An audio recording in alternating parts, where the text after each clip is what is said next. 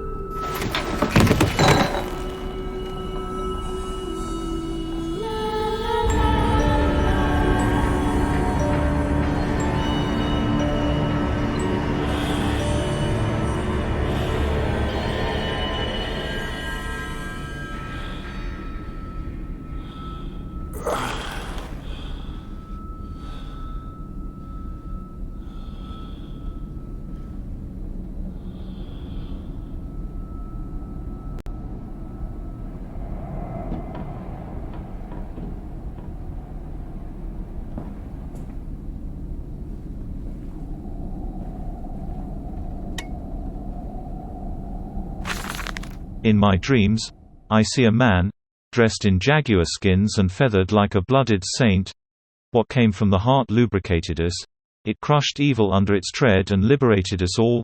The fetid heat of the jungle, mirrored somewhere behind my forehead. My temple pounds. The blood boils in my skull. It feels as if there is something alive there. A rat, a damn rat gnawing through my brains, eating its way out into the world. Even the laudanum will not quell its endless hunger. I hear my children playing in the attic, but it fills me with terror, not love. What desperate thoughts are these?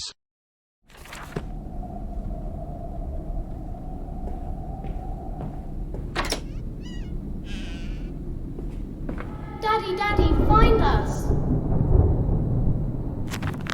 I wake alone, to a house in silence.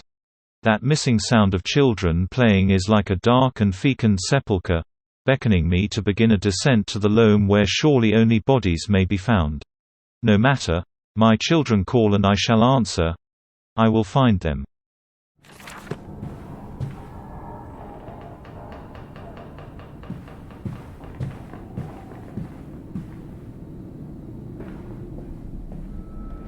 I held your hand and watched the blood pool between your legs. You lived long enough to see Edwin, but not Enoch. I will take care of them, my love. I promise you this.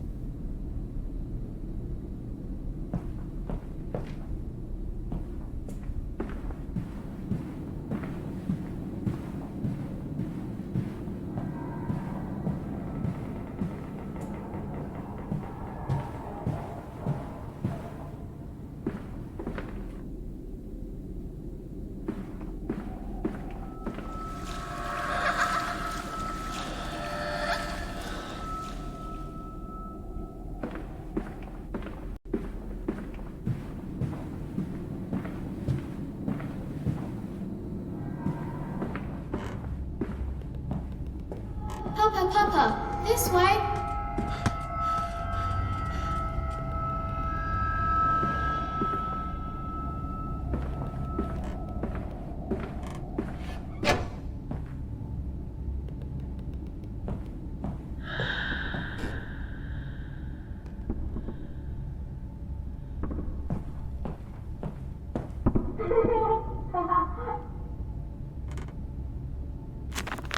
But they slept in the attic when they were babes in arms, and perhaps they have hidden there now.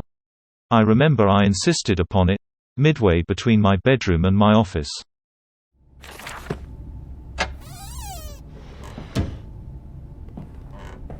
There's a bad man coming.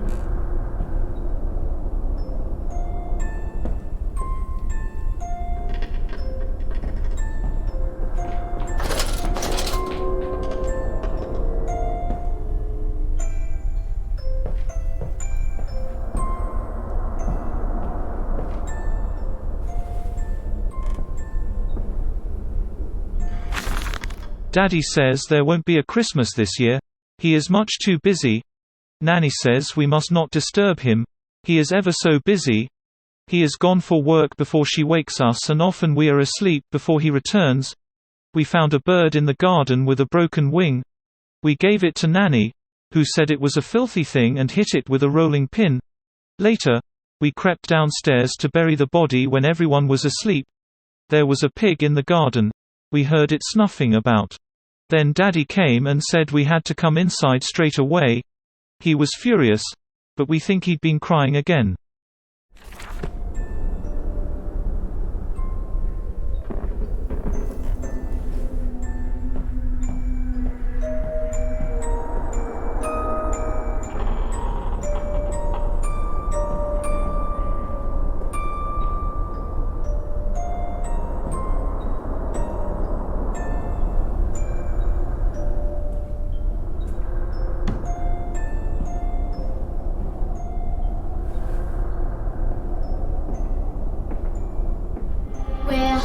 Daddy.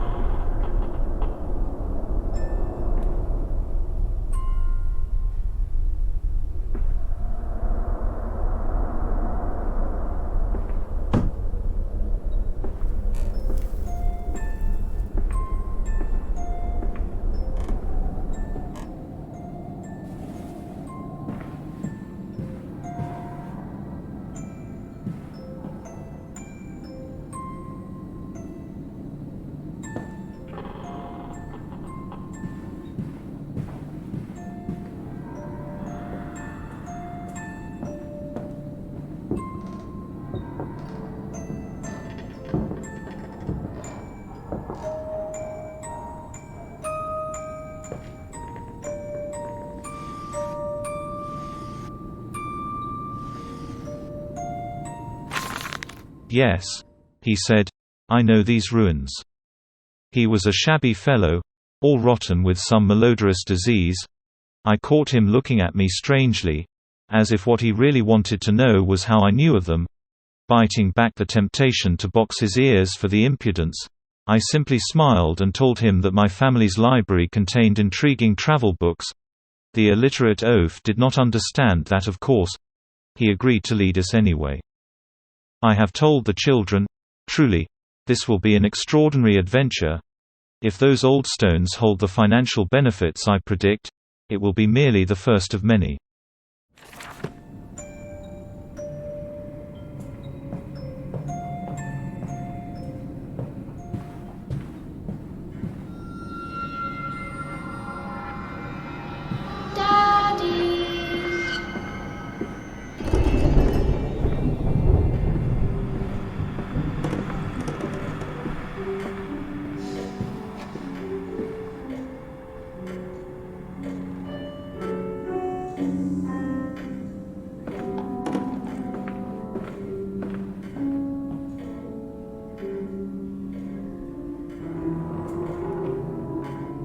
You don't mind if I record this, do you? I find it most useful. Ah, you have one of those wonderful departed bills. No, of course not, my dear fellow. It's my own design, Professor, along with everything you see. Most useful.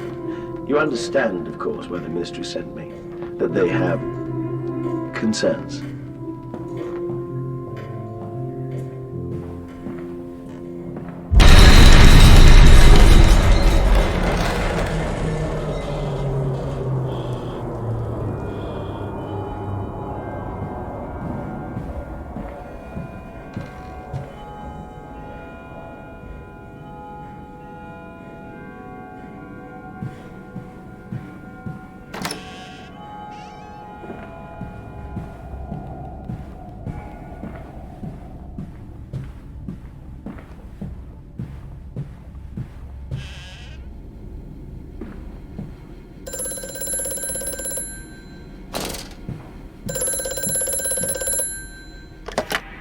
Hello? Precious eagle cactus fruit. Help us.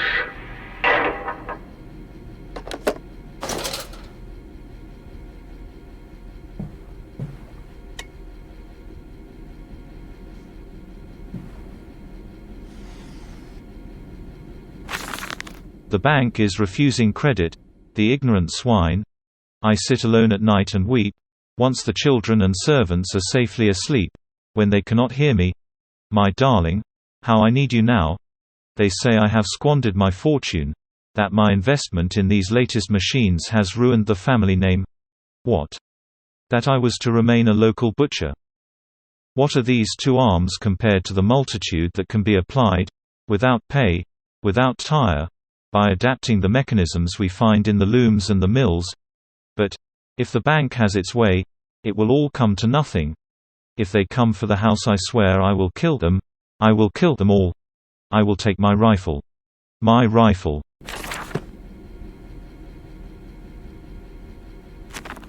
Where once we sat to weep Lily's passing, under weapons that cannot slay the angels to retrieve her from heaven. Look beyond the paintings, Oswald. Where once you watched her bathe. The children must have discovered those secret places and taken refuge there.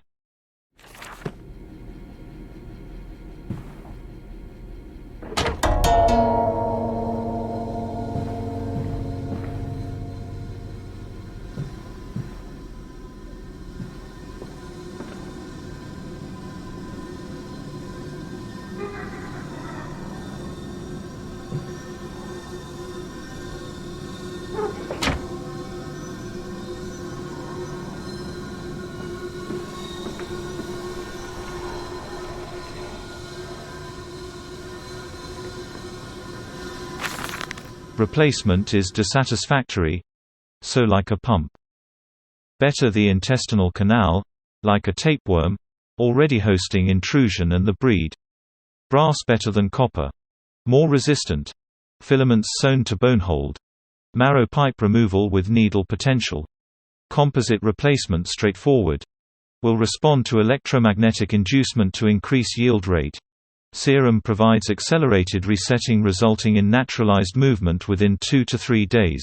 Subjects still require severing of frontal lobes to reduce emotional distress upon reactivation. Damn. Damn it. Damn this wretched soul. If only it were clockwork.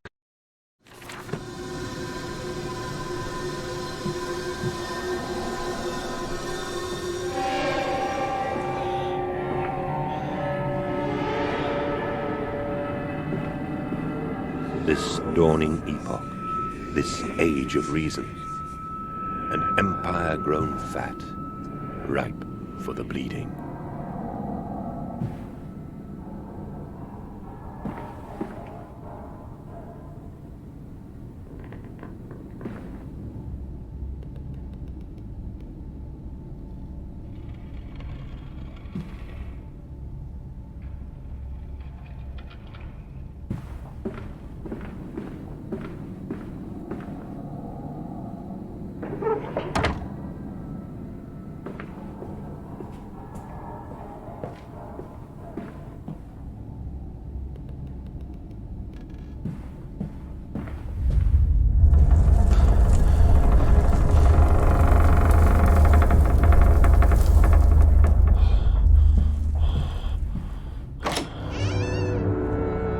Lilibeth, Lily, Mandus, interred here on the 26th of September 1890. The angels weep you to the glory, your teeth sold for the dollies of the poor.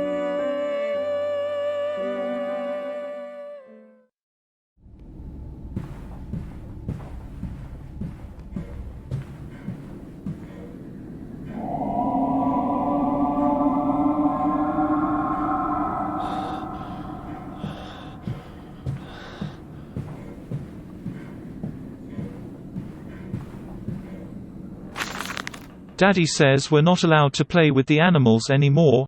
We were playing hide and seek with Cook and he came and shouted at us, just as we were going to hide behind Mr. Grumpy Teddy. Cook says it's because of the guns in there, but he always lets us help polish them, so it can't be that. Anyway, that room is haunted. If you sneak around there at night, you can hear the ghosts in the walls behind the cases. They are often angry, or that's how it sounds. We think that's why you can hear them rattling their chains and slamming doors and things like that. We don't like it there anyway.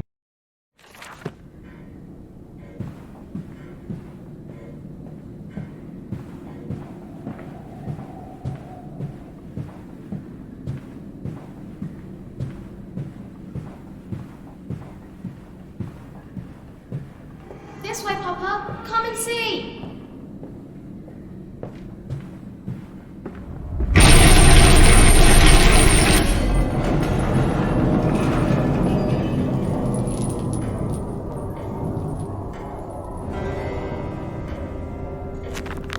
That voice on the telephone. He speaks as if he knows me, and indeed I seem to remember him. Like a twin pulled away from the other at birth, I feel we are entwined, though I cannot conceive of how.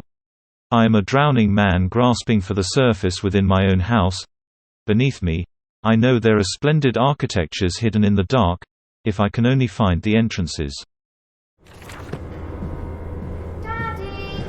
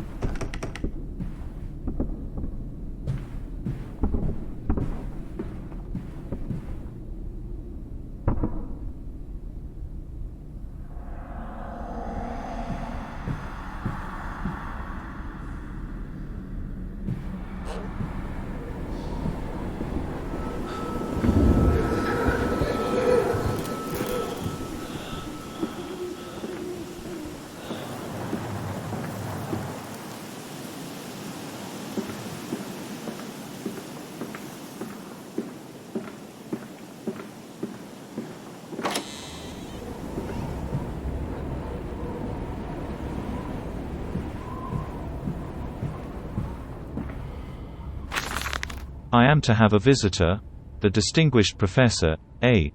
He has come to ascertain my mental well-being after my prolonged absence from the club. But I am not stupid. He is here to spy for them. When they stalked the Ripper, he was often called to pontificate upon lacerations and missing organs. And now he comes to me. To doff and wheedle and "my dear sir," and "but you must still grieve," and "perhaps just a quick look at your engines," the triumph of the age. He knows nothing of loss, nothing of sacrifice. But to refuse, that would simply poke the hornet's nest, invite a swarm of interlopers and thieves. I must entertain this buffoon and submit to his intrusion. Perhaps I should show him the trippery. See whether his stomach, so trained by rummaging in the innards of clumsily vivisected whores, is strong enough to stare into the real engines of his golden age. I may even introduce him to Jack, or his sons at least. We have stronger locks on the windows now, and we bring their toys to them.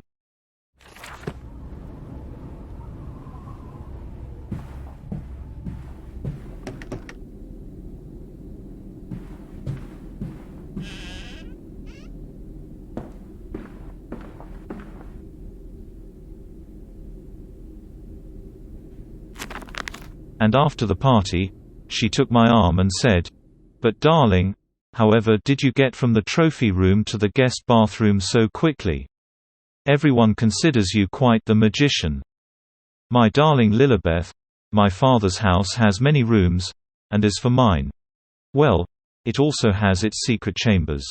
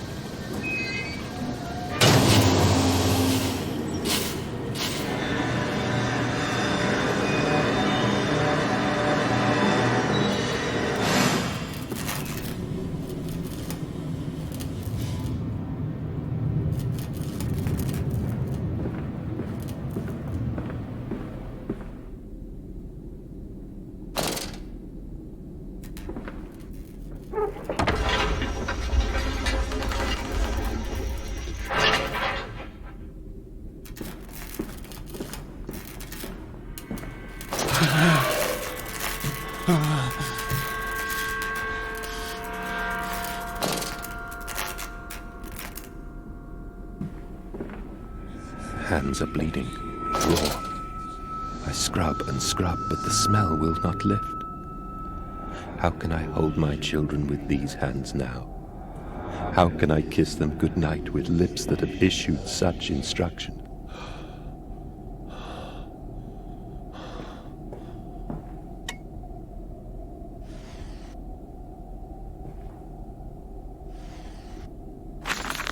Oh, she come a-snuffling by night round ye door, with her pretty apron right down to the hoof, and her ringlets are fair and her eyes china blue, like a half-buried hand in the wintry snow, oh, like a hand in the wintry snow. And she'll beg you for apples through the window ajar. Her face be all hidden but her eyes shine aflame, and though you'll be tempted her bosom so fair, she'll snatch you and catch you and eat out your heart, oh. She'll catch you and eat out your heart. So look to your manners come the eve of the year, lest Sally comes calling for apples, my dear. And know that some doors ne'er should open wide. Take heed of your father and keep safe inside. Disobedient children make Sally her pies, oh, and warm Sally's beastly insides.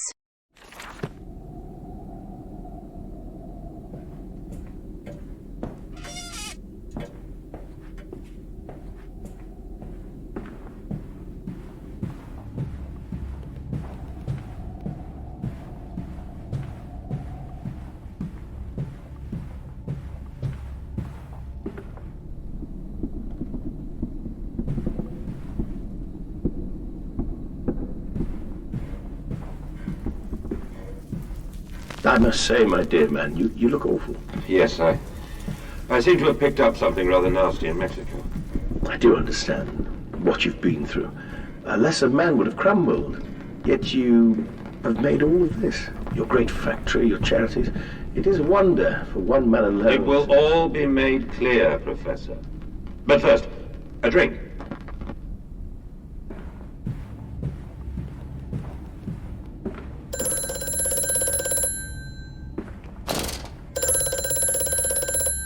Mandus, do you know me?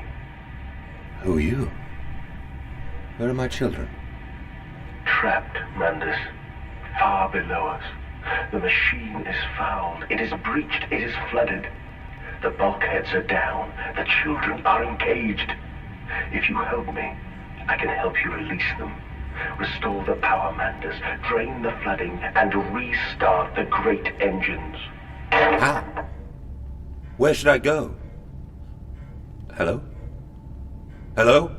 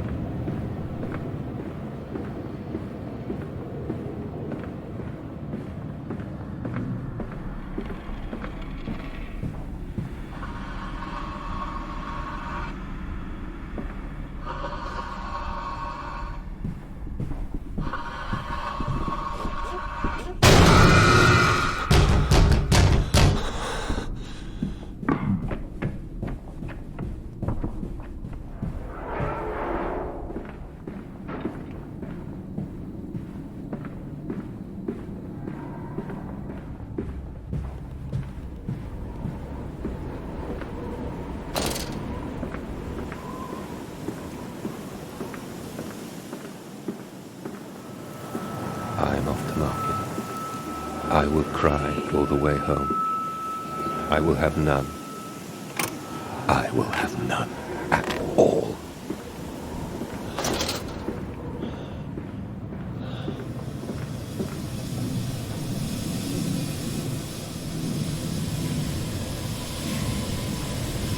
He's coming. Come on, Daddy. It's this way.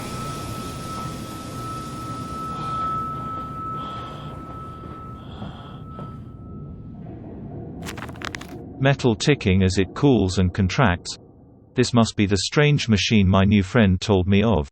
If my children discovered this place, it is entirely conceivable they strayed downwards. Delighted in their discovery. Very well. It seems my route is predestined. The descent begins.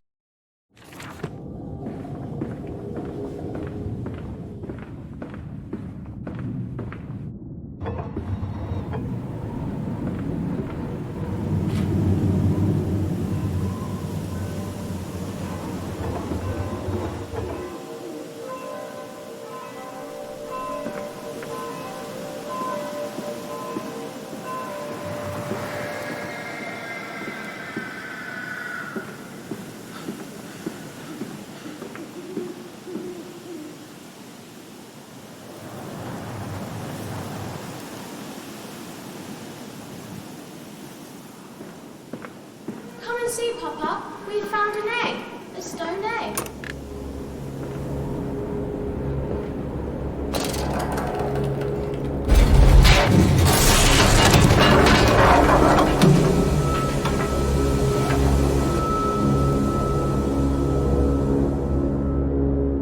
Planted the fingernails in flower pots all along the river when it's dark, so the sun could hatch them. All the world is an egg, he reasoned. We will grow hands now.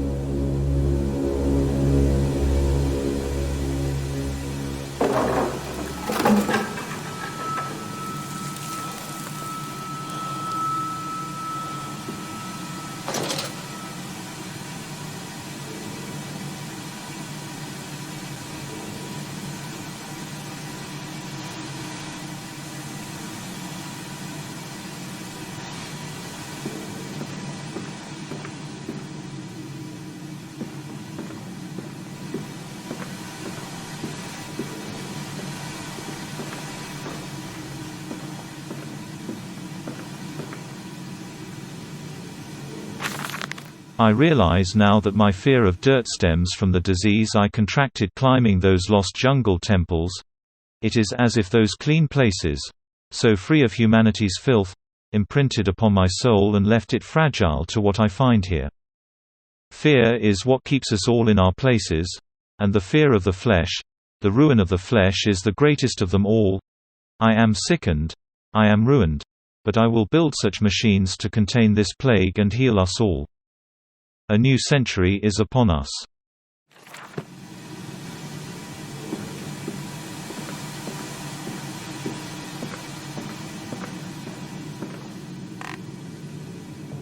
Come on, slow coach. It's this way.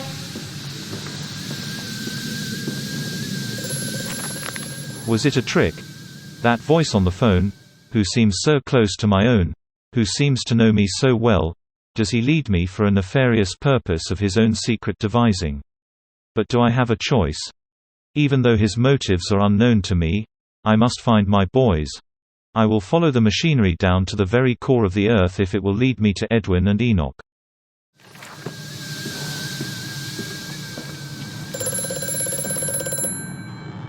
The shaking ground you feel is our attempts to clear the flood waters. Treachery, Mandus. We were undone. Your children are trapped by this act. You must find them before it is too late. What do you need me to do? How can I find them? Always deeper, Mandus. Through the piston room and into the tunnels. Then find the bilge and flush the rotten water. I will help you where I can. But you must be swift, my little friend.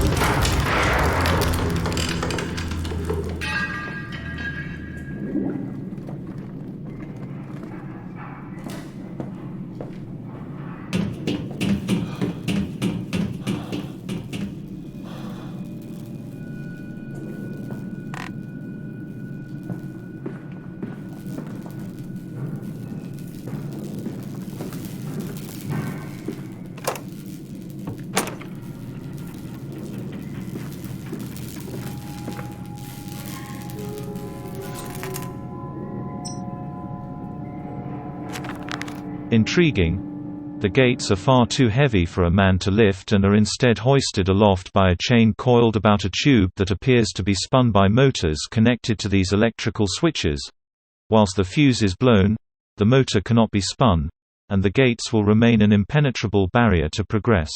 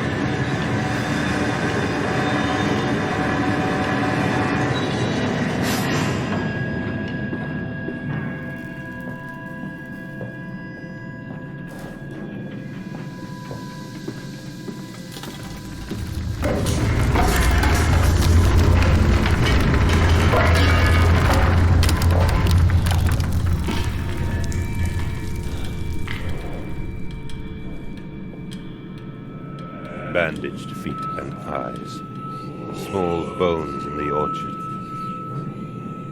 I have carried this world on my back with its legs about me. Damn this wretched soul. I am given birth to nothing but machinery.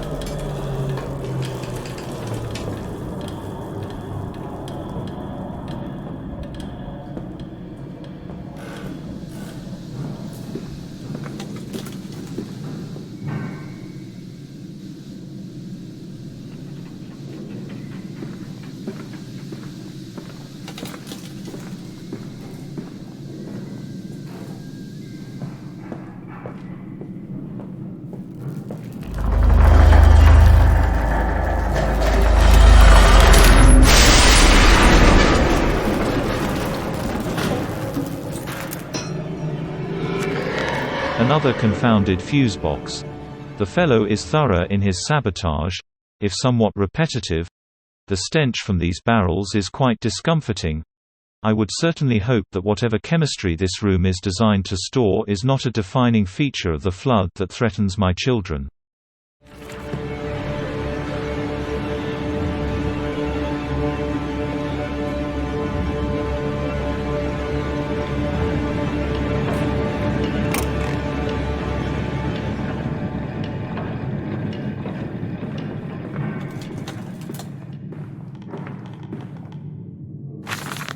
Von Reichenbach writes of the Odic force, whilst that ignorant charlatan Blavatsky pontificated upon the soul, they are both cretins.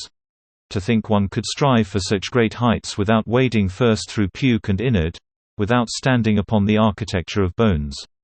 Montezuma was the wiser.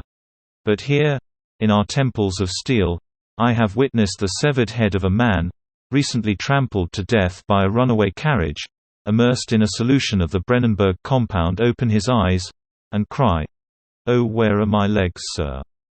Where is my body?" We are breaking through the barriers of death itself. Oh, my dead darling Lily, it is too late for you, but I promise you this: I will save our children from death, and if need be, I will wrench them back from the blackness with this wonderful concoction.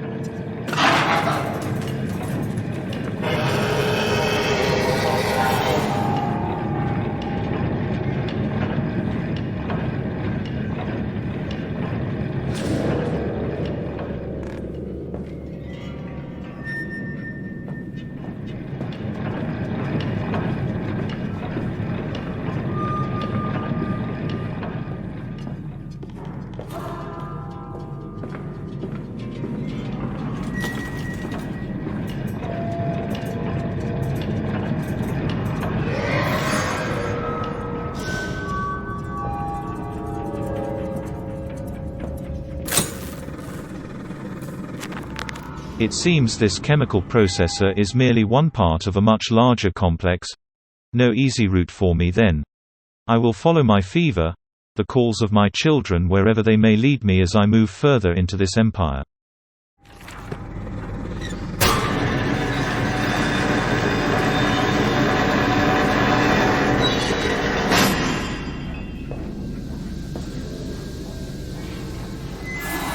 Follow us, Papa. We know the way.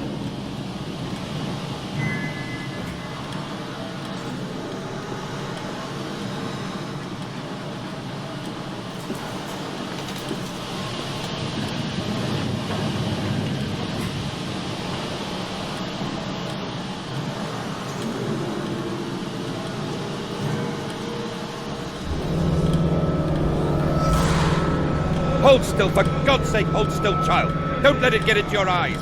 I'm going to rinse it out now. There. It will be fine. You just need to lie down.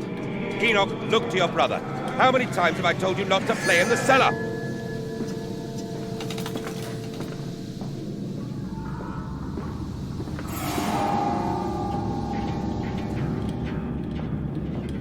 I told you he'd come. Extraordinary. Quite extraordinary. And you built it all. Good God, man. You have been busy. It is wonderful how tragedy focuses the mind. What else was I to do? Fall into grief, pine, and fade in my hopelessness? Why not then simply die in that jungle amongst those dead temples?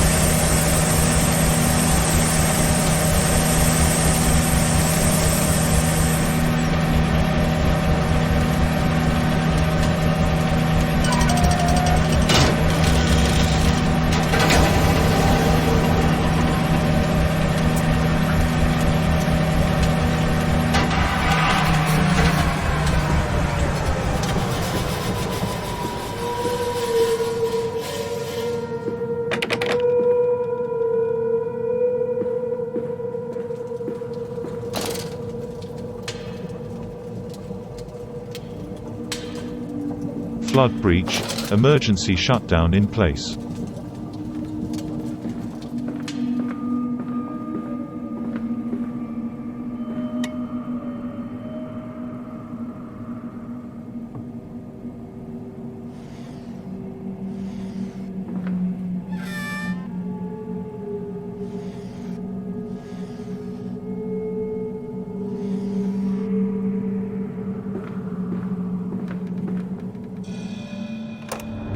Such a fanfare. The Times wrote it was a splendid occasion. The bunting stretched for streets and the fanfare blew.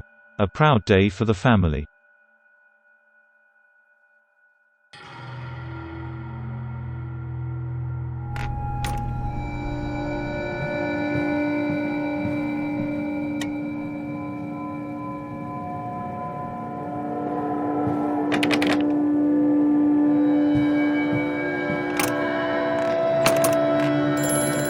Distributions clerk. All the suggestions of a large workforce, yet no actual signs of life. It is every bit as if someone has attempted to carefully create the illusion of a working factory complex, yet this facade, when examined closely, is clearly just a falsification. But I must put aside my anxieties, quell the unease that pits my stomach and continue on my path.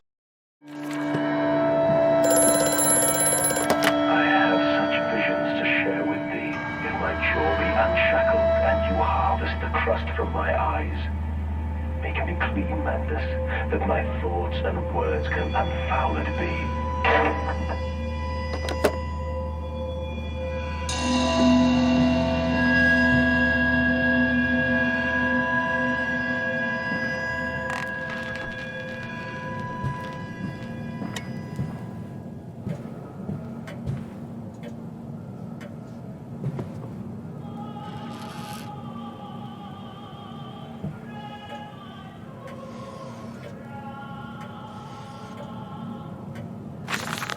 But then, What if they could stand upright and walk as men? What if the brute were harnessed thus? Would they sing? Would they find their own God? I have seen these things, and I will tell you now, no. No, they will not. But they will happily accept fealty to a God thrust upon him, and worship it thus given. In this, I realize, they are no different to the masses. They are much the same as us.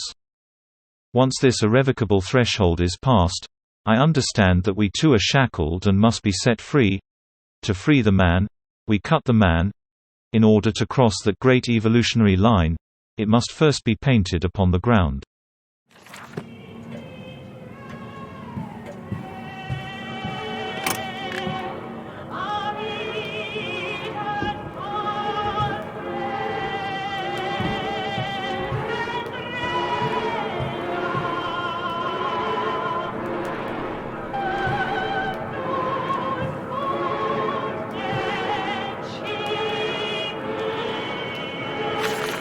In America, they talk of building their cities to the skies. To me this seems folly. But perhaps it is simply a case of a nation founded without a history of its own. We walk upon our histories. They are compacted into the very loam beneath our feet. The engineers we employed talked of this. They talked of how, when building the underground trains, they would often come across older tunnels criss-crossing the capital. What palaces lie buried beneath us? We are digging, excavating and reappropriating what we find. At the center of the planet, my architect tells me, there is a great iron ball. It is the egg of the world.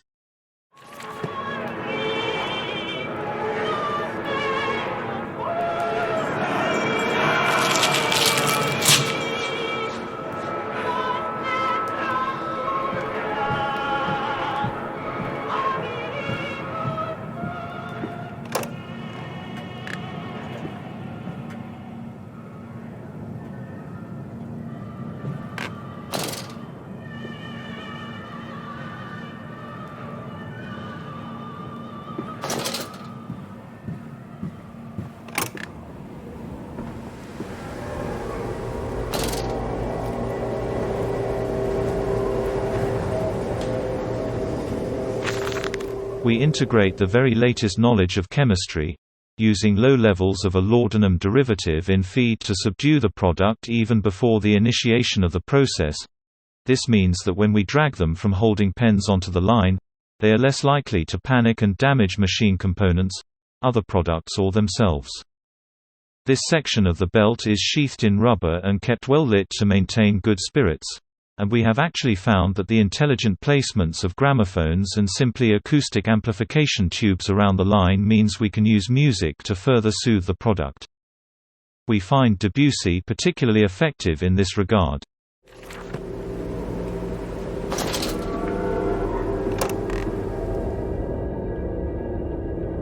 Warning: fueling pumps. Volatile chemicals are in use. These materials are highly corrosive. Wear protection.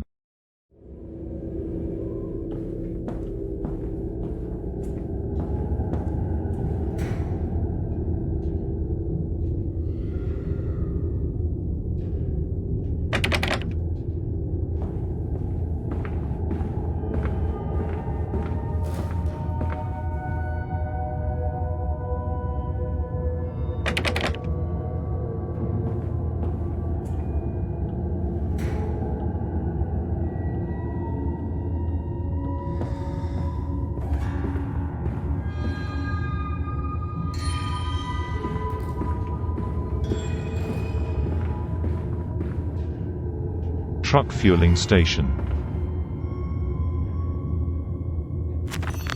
It appears to be some kind of fueling station. I have seen automobiles demonstrated at Mr. Yaram and Mr. Simmons' works. But the smell here is all wrong. This is not petroleum, of that I am sure. Everything suggests to me that this machine must be significant in some way.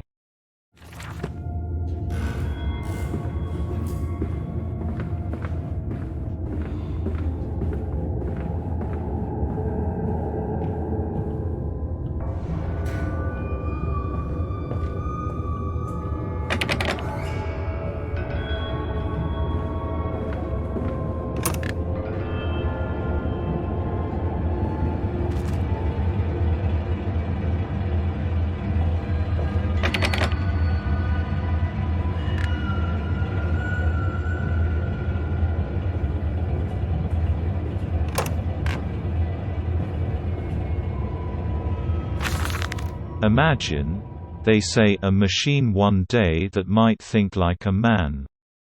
As if this is to be desired. One might almost boast of creating a man who breeds like a pig.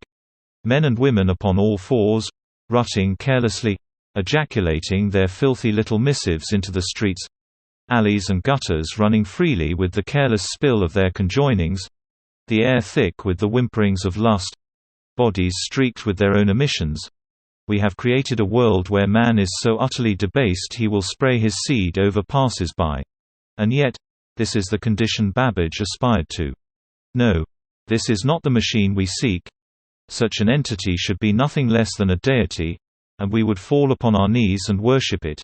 We shall not carve gods to bicker and fornicate, they will exist to clean the world and set us free. I reject Babbage as I reject these men of government. Let the pigs copulate in the gutters whilst they can. We shall scoop 'em up and ease their ascension soon enough.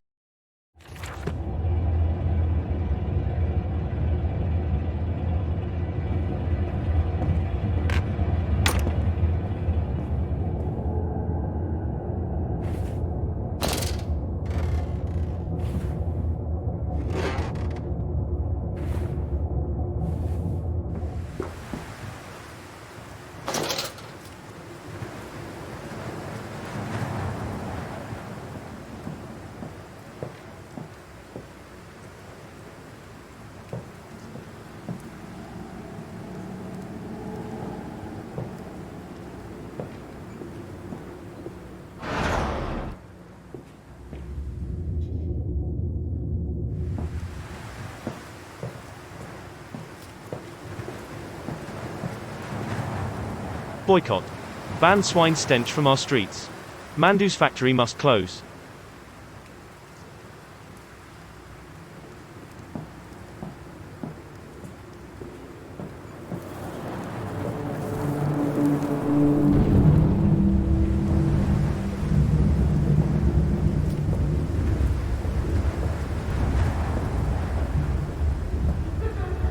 Come on, Papa. Let's climb this one. I can see more pictures at the top.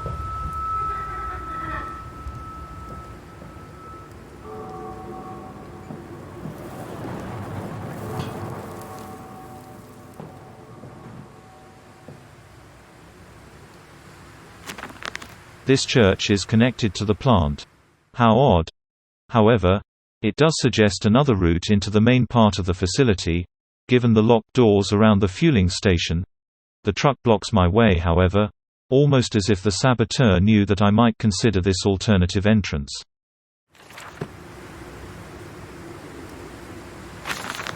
How in blazes are we supposed to meet these damned schedules if even the basic equipment we are provided with simply will not perform its designated function?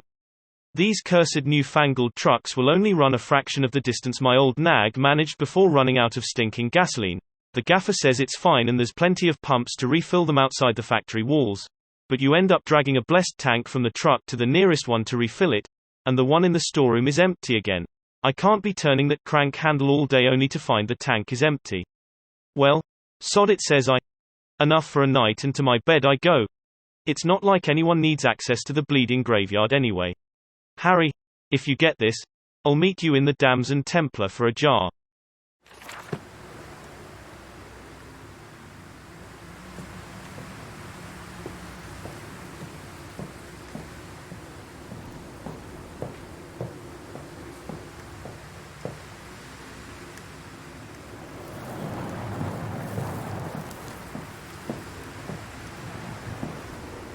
Mandus Company Meat Processing Factory. Anno 1828.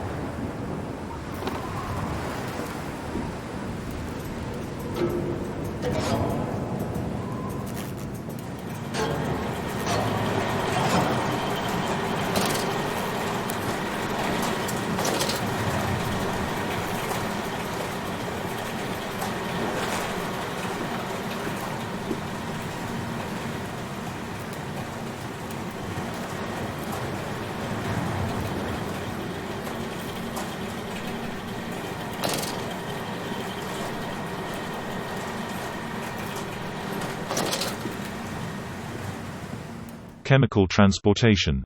Danger. Highly corrosive. highly flammable.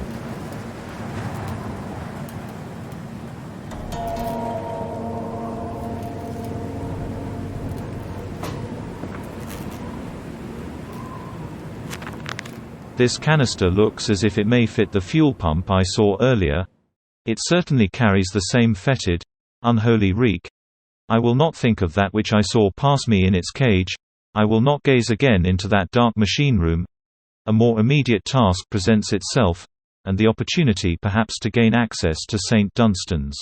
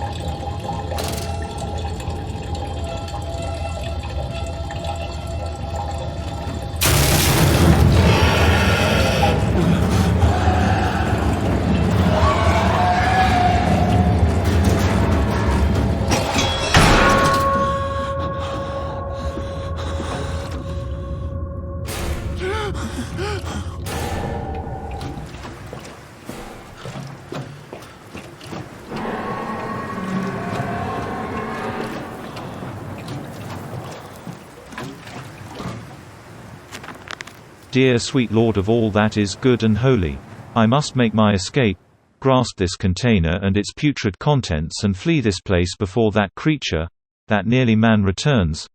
I will head for the church. Surely such an abomination could not follow onto hallowed ground.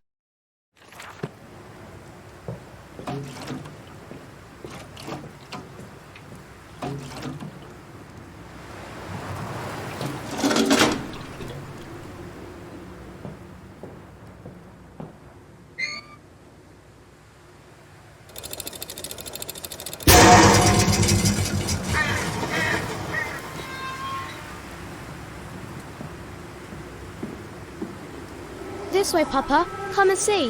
Will it hatch? Can we take it home? Yes, my darlings. Of course we can take it home.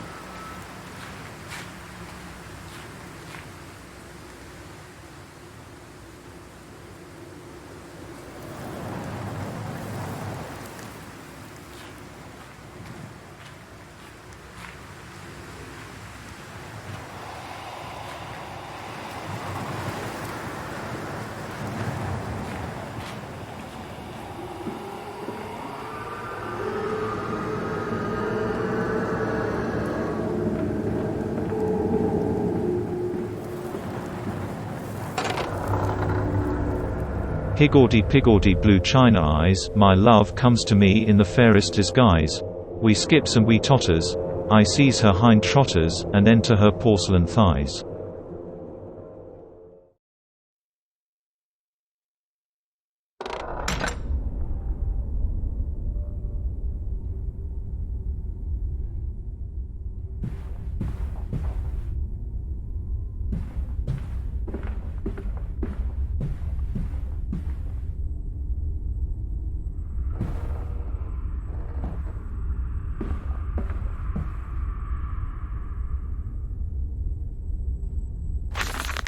Twin candles, bent to the will of the central saint, casting their light to the corners of the chapel.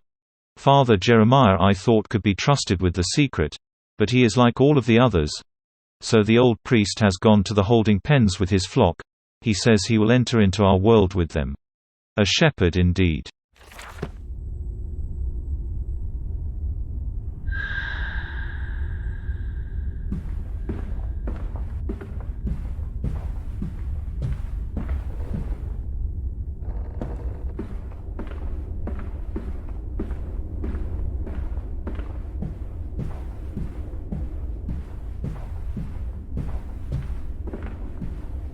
Your faith shackles your vision, Professor. It is an iron coffin that keeps you from grasping the future. We require a new deity, one of steam and the wheel, of magnetism and progress. The old god is nothing more than a lamed hog, spitting back offal at mankind.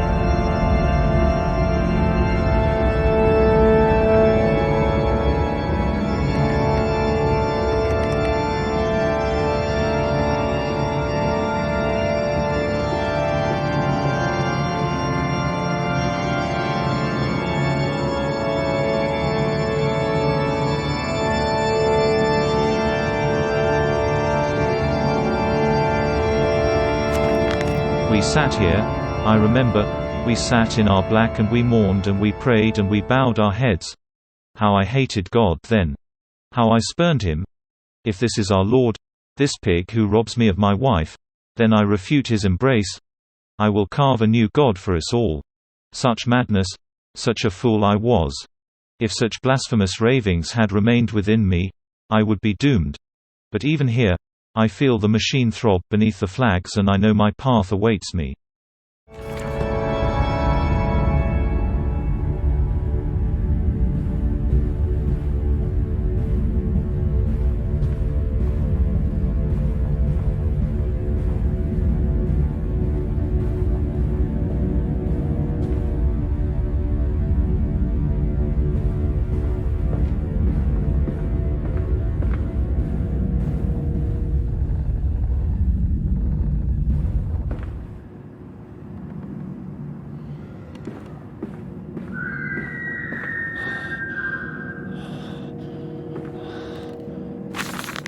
They flock to us now, where once I had to walk amongst them, to bring salvation into their lives. Now drawn by warmth in winter, by the food that Mandus distributes, my church is full and my charges are saved. He walks amongst them and they almost worship him. He will not allow them to work in his factories, claiming that his workforce are specially trained for the new machinery he uses, and that it would be irresponsible, nay, unethical, to risk such precious lives as he sees here. A changed man since Mexico. It is to be praised that in the face of such appalling tragedy, and from the confines of his sickbed, as he is often chained to, he conducts one of the greatest and most benevolent charities in all of London. Not content with the rise to become the dominant food produce business in the land, he distributes his goodwill, his fares, to the poor and they congregate about his kingdom in gratitude.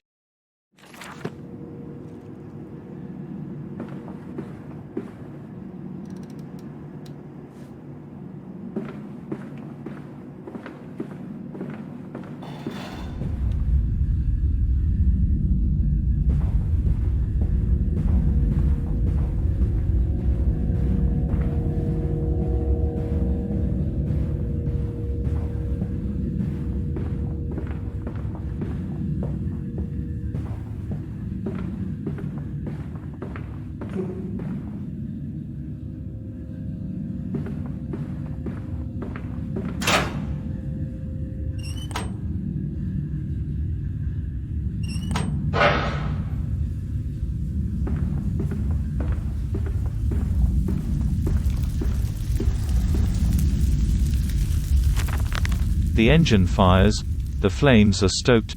I hear steam in the walls, vibrations upon the very air. My heart falters at the prospect of throwing the lever and exposing the workings of this dark contraption. But my children beckon me on and I cannot fail them.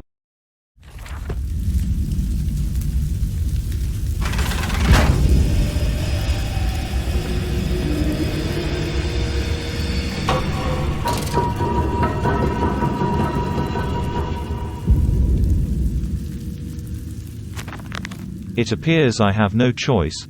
Thus I descend, and may God have mercy upon my soul. If this is my bedlam, and I am to be cast as Matthews, then I will wear that mantle for the sake of my boys, and face whatever horrors lie beneath the altar.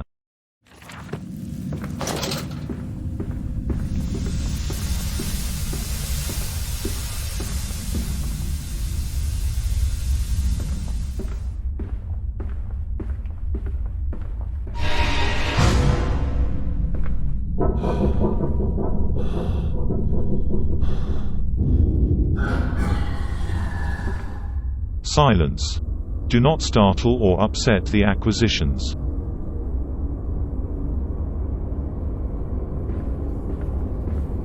Listen, Papa. Hold the egg to your ear. You can hear the sea.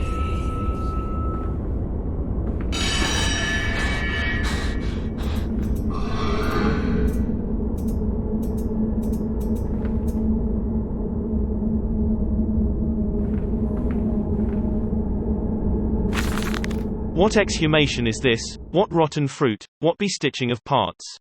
I doubt I will ever be found, yet I leave you this, scrawled in the malodorous half-light, whilst my tormentor shuffles below, my fellow prisoners keen and squeal in the gloam, and where I wait for the knocking upon my cage that signifies it is, finally, my turn to make that dark journey into the interior.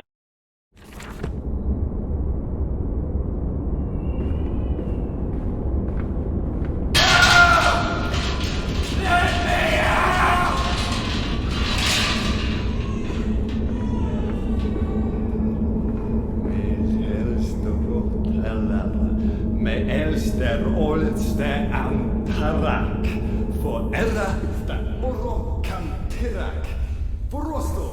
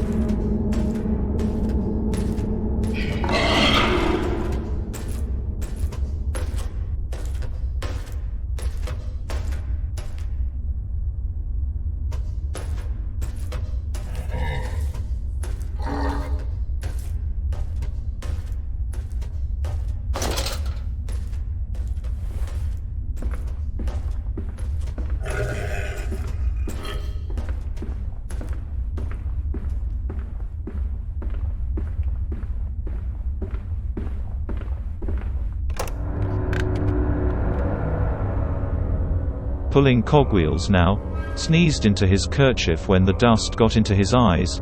I have begun to change more rapidly now, he surmised.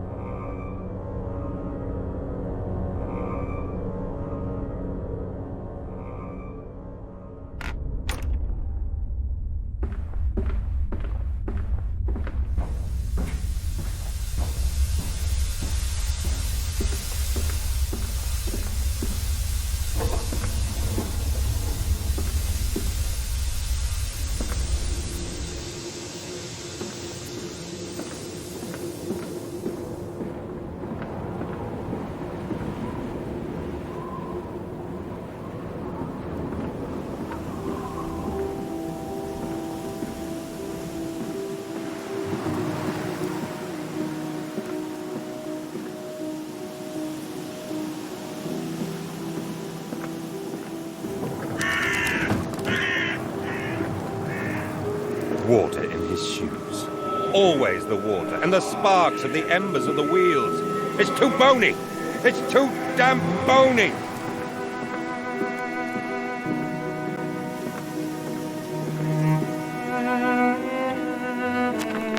My soul shudders at what I have seen, but at last I have reached the main part of the factory. Now onwards, downwards, to find those floodwaters and drain them away. Like Moses, I will cleave the waters and lift my little darlings clear of its vile cradle.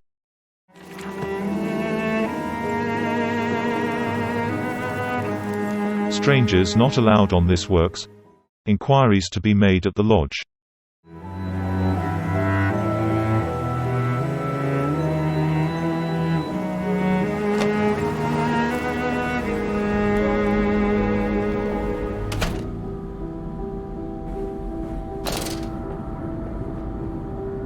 These men, Professor, these so-called men of vision, they would shackle the masses to a wheel and turn it till their backs break. All for that opiate, the lure of profit. These fools who lackey them, these priests, these officials, this government, they make pigs of us all. But what solution, my dear man? How to break a cycle? You cannot simply remove the promise of a better world for these unfortunates. In the workhouses, in the orphanages, the belief in heaven is surely the only succor one can find. We do not need to wait. We can bring forth paradise now. We can speed the passion. With only a small sacrifice, we can hold the apocalypse. With just a small sacrifice, we can free our shackles and deliver them to paradise now.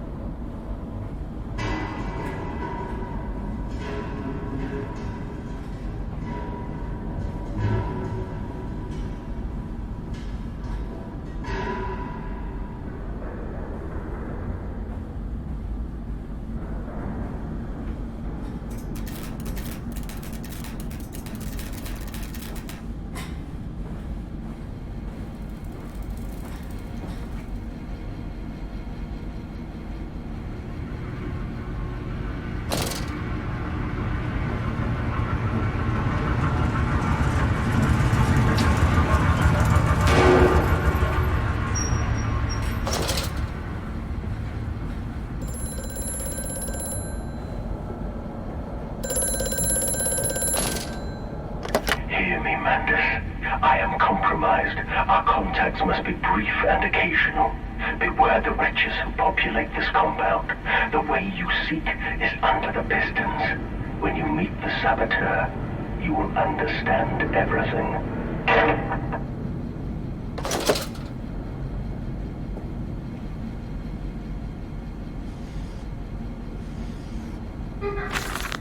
Each compartment is ergonomically designed with a feed-through at one end, so the product naturally settle into a position ready for the stunning arms to connect to the skull. We use the natural static charge built up by the friction of the carts against the belt to build an electrical charge, which is contained within glass vacuum canisters at the sides of the stunning arm mechanisms and delivered along the stun arms via copper cabling. We have observed that the artificial lightning contained within these canisters seems to calm the product further. Post-stunning, the line tilts sharply to the vertical, the physics of which tips the stunned product upwards to fall directly onto the hook of the bleeding line. This hook passes normally through the haunch or thigh of the product, and from this point, we dispense with the belt and instead instigate a channeled floor, which creates a funnel allowing blood and byproduct excretions to collect and run to the fluid collection tanks.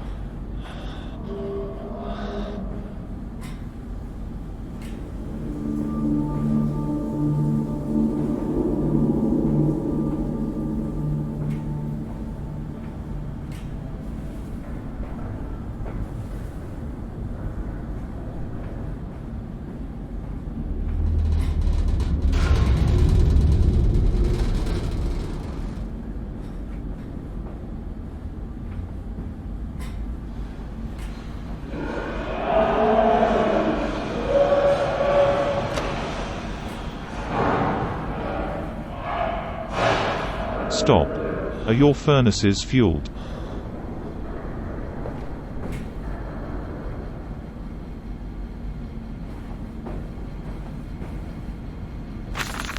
A series of collecting vents have been installed along the ceiling at this stage of the line. In the process of stunning and bleeding, the product often expels stinking vapors from its digestive system, which can be collected, condensed, and used in the methane boiler to drive the engine as a whole. In this way, the more product is processed, the more power becomes available to the machine, and productivity is actually increased. A simple stroke of genius, but one that encapsulates the benefits of self-regulatory automation.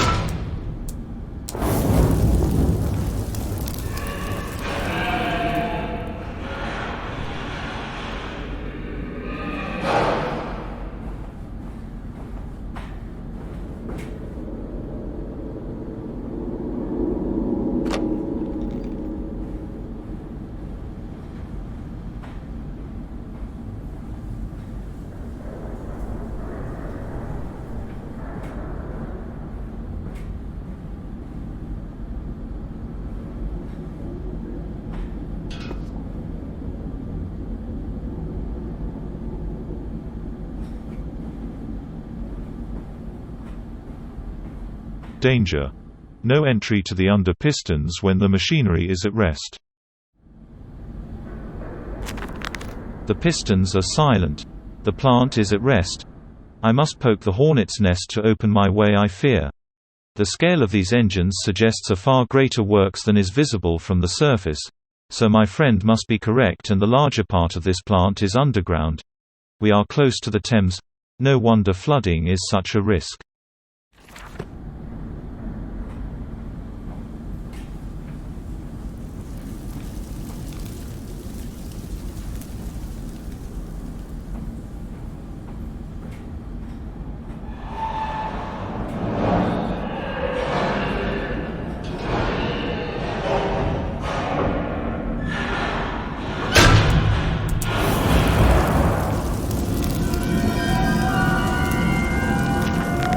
The fires are stoked. Assuming the same architect is responsible here as with the chemical plant, I surmise that a centralized control system regulates and operates the pistons. It should be a simple matter of finding it, and hoping the saboteur relented after simply extinguishing the fires.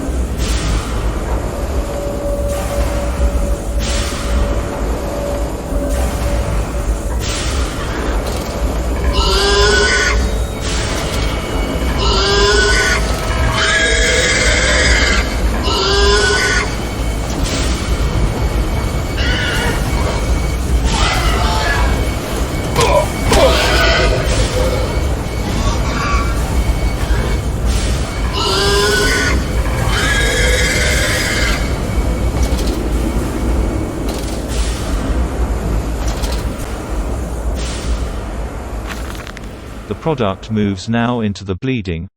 A system of spring-loaded blades are arranged here.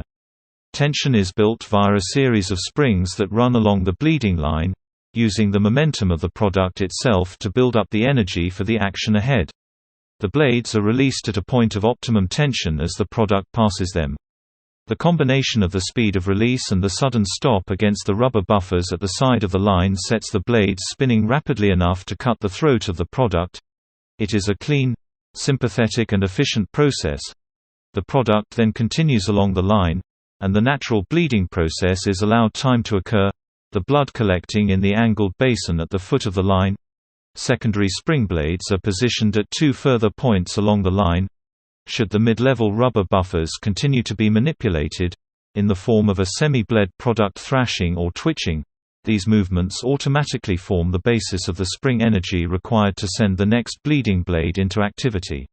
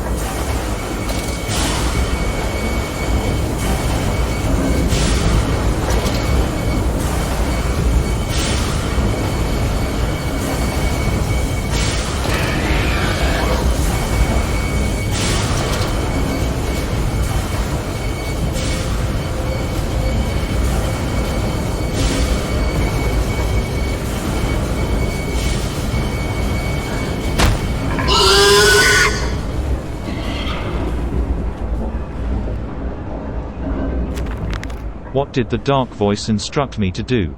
Under the pistons, into the tunnels and onto the bilge pumps? And if the doors should be locked, I will have to find another means of descent. I cannot trust him, but my path is set. I shall ignore those noises. That snuffling, those shuffling steps below me. I will brave whatever lurks beneath and I will save them.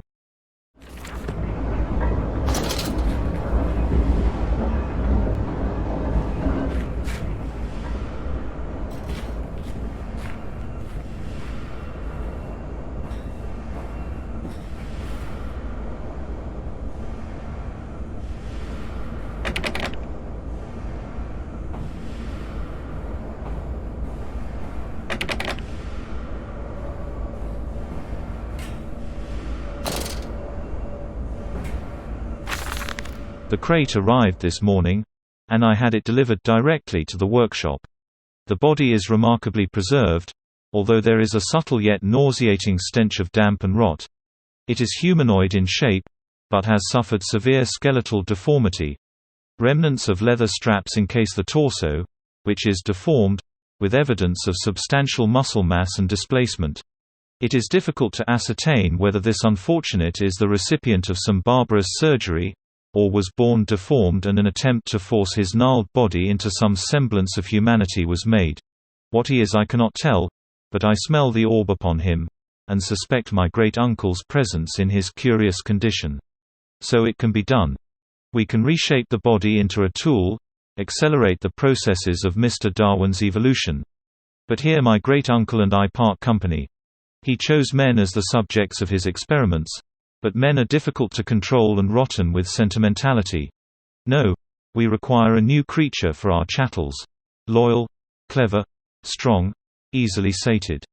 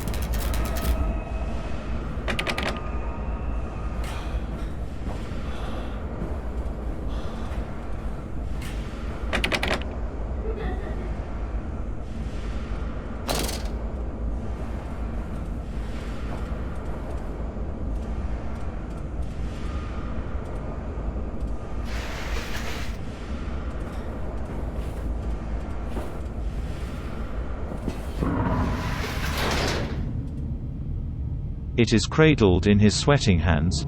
It sucks the fever loose from his body. He dreams of birds far above in the jungle canopy, a jaguar coughing at the dawn.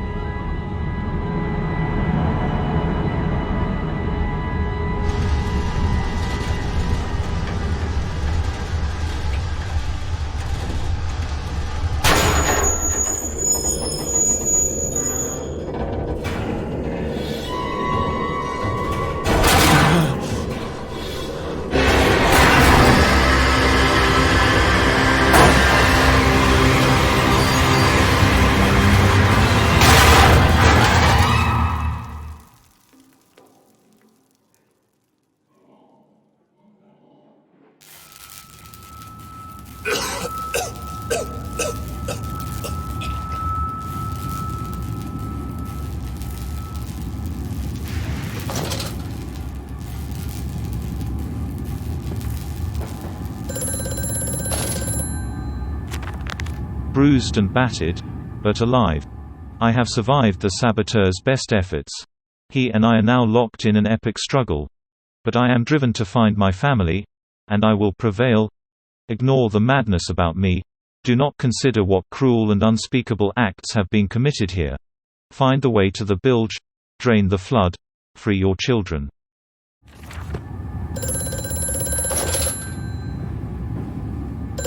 Quickly, Mandus, find the entrance nearby. The children weep in the darkness, and the flood waters continue to rise.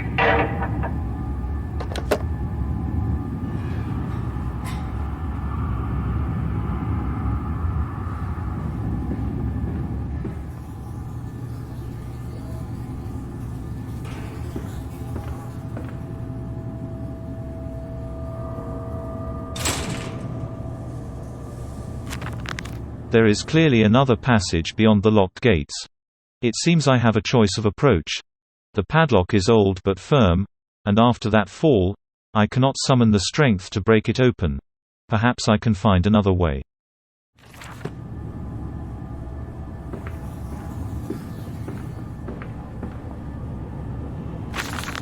In order to facilitate assimilation of tissue groups, a compound is required, or the cells will not bond. Disposal of non-bonded subjects must be immediate and using incineration, or we risk continuous animation without form. This is unpleasant. A simple compound of 1 part Brennenberg infusion vitae to 1 part orgone monad disperal fluid is sufficient. This can then be administered intravenously to subjects following reassembly to maintain bonding. The compound is unstable and highly light reactive. Once in the body, the Schumann lamp can be used to activate the compound, but outside the body is highly corrosive. It can even destroy small quantities of metal.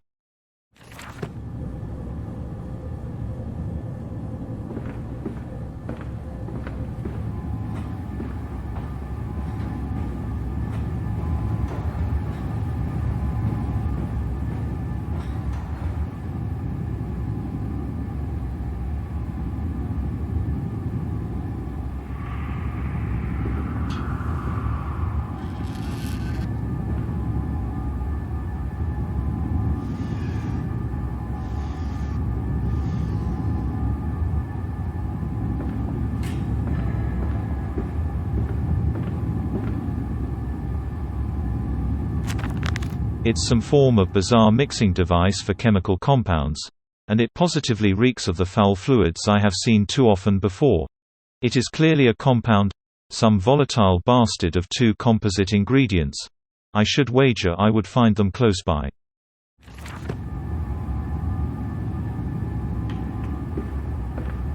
Low temperature storage.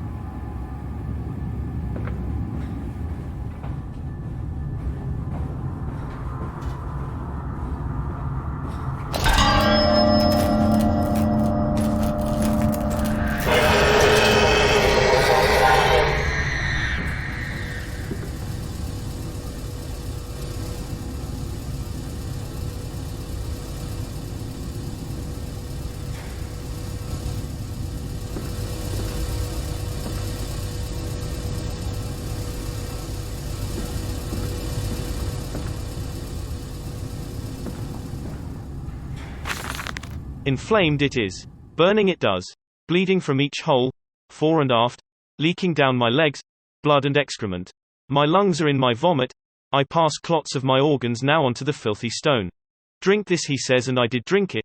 I did do that. Because of the changes. They ripple in me. My teeth sneeze out and scatter like mice in the dark. I cannot find them all. Gathered what I can. Push them back into my grey gums with my fingers, but the nails are all weepy and falling out. Drink it, he says. It'll help the running of the fever. Because not us all can take the change. On the other table. A beast under a blanket. I never wanted to see under that. But he drank it too. He passed it under the blanket and I heard it drink. Dear God Almighty. How can a man shit so much blood and still live?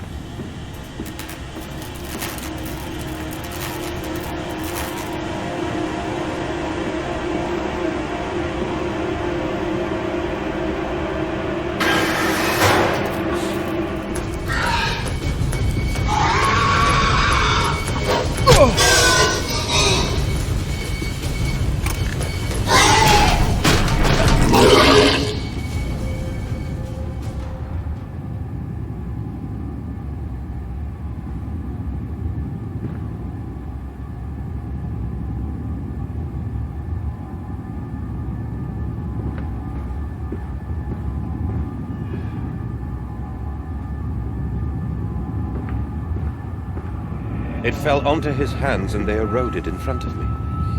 To stumps. To stumps. Next time we will use an equal mix of infusion vitae and orgone disperser. No, just take him out. You can dump him in the river for all I care.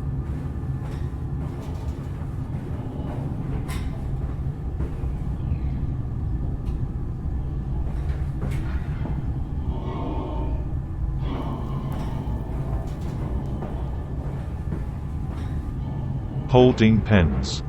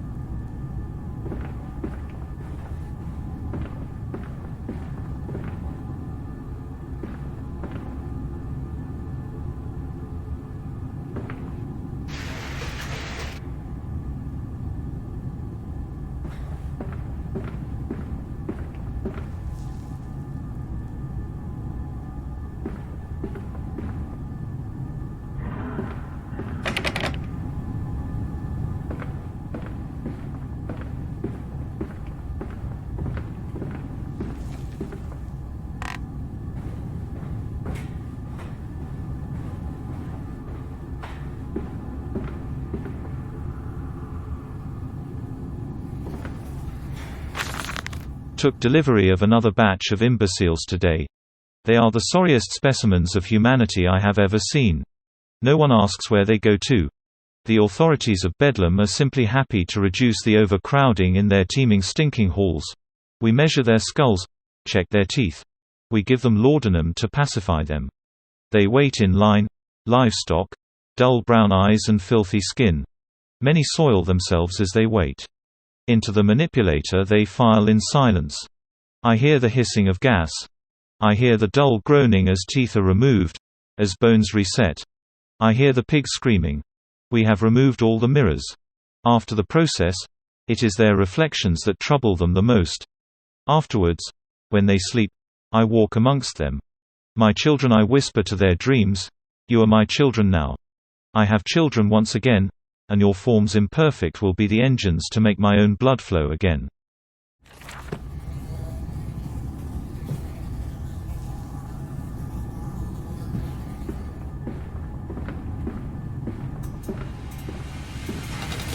Over there, place it in the corner. What?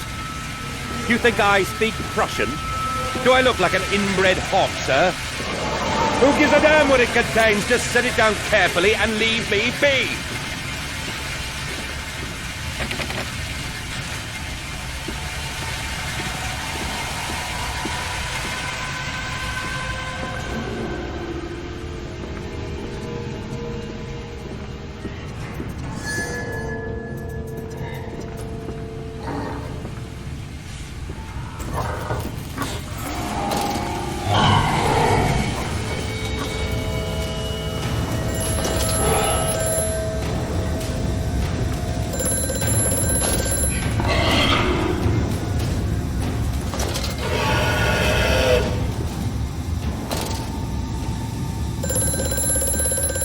The lift has been sabotaged.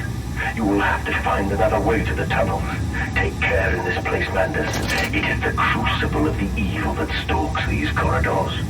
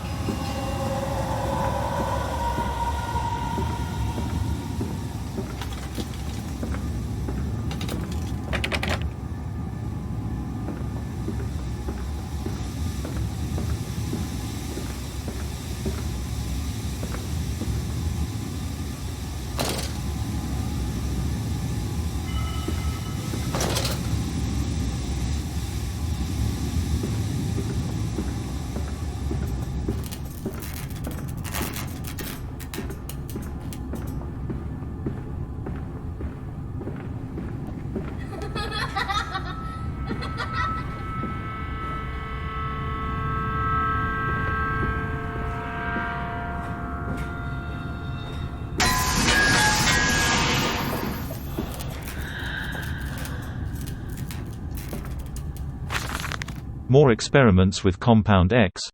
Took the dog and injected it with strychnine. After the expected convulsions and spasming, it died just after midnight. I immersed the body in a large tank of Compound X and introduced an alternating current via induction coil for a period of 3.5 minutes. Partial return was induced. However, damage incurred prior to death was retained upon revival, meaning the dog continued in the acute state of strychnine poisoning until I put a bullet in its skull. But drowning? Perhaps? Yes. It is after all known to be the kindest of suicides. If one were to drown, replacing the fluid in the lungs with Compound X should theoretically be perfectly possible as a revival method.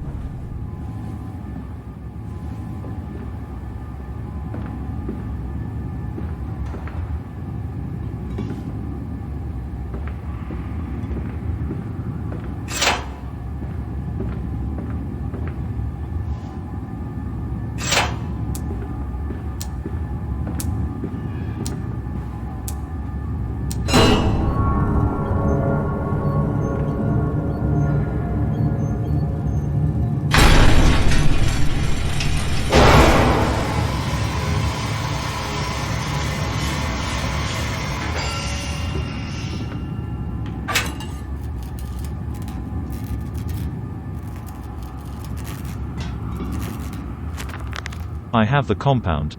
It hisses and steams in its container like some living thing, a witch's jelly to burn and corrode. The container is made from glass. A strange choice unless there is some particular reason why the metal that pervades everywhere else cannot be brought into contact with this so-called Compound X. I should investigate further for clues.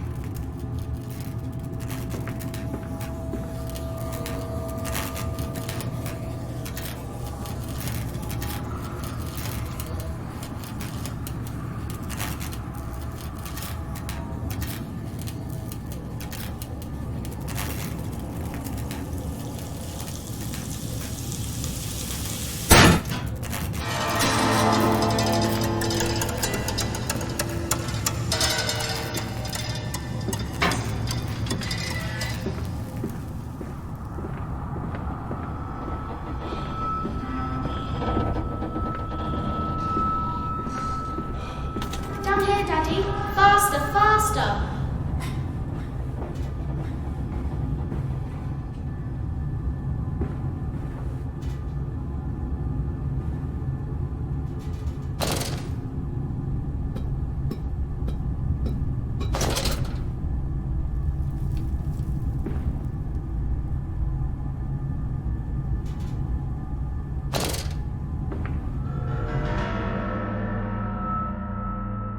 And the rhododendrons seem to be taking over the garden by the wall. I could dig them for you. No, no, get out! Get out of this house! You leave them be!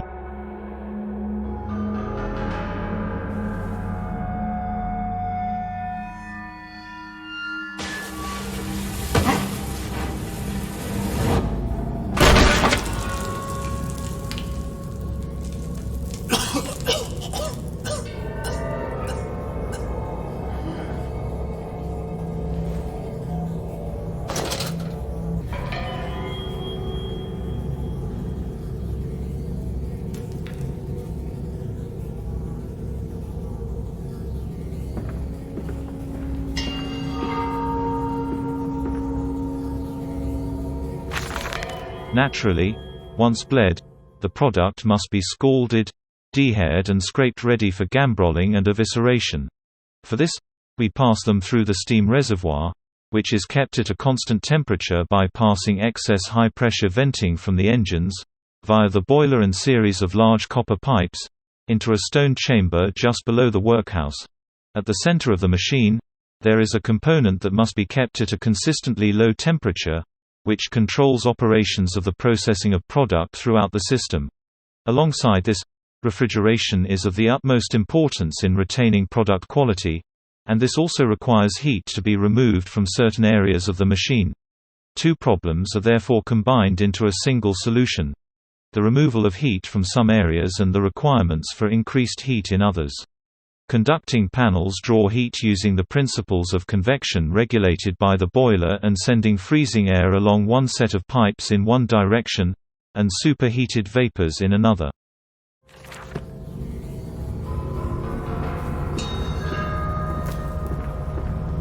Isn't it dangerous allowing this filthy discharge to collect so close to the core? We can use the flow to drive the turbines. There will always be a torrent of excreta flooding through these tunnels. We can use this to supplement the steam production and ensure constancy. God, the stench! This fecal matter is the true product of the age.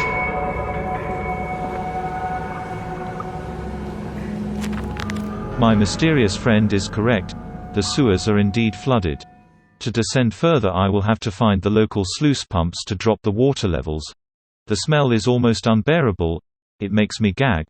Why should the Saboteur have flooded the tunnels though? What did he hope to achieve?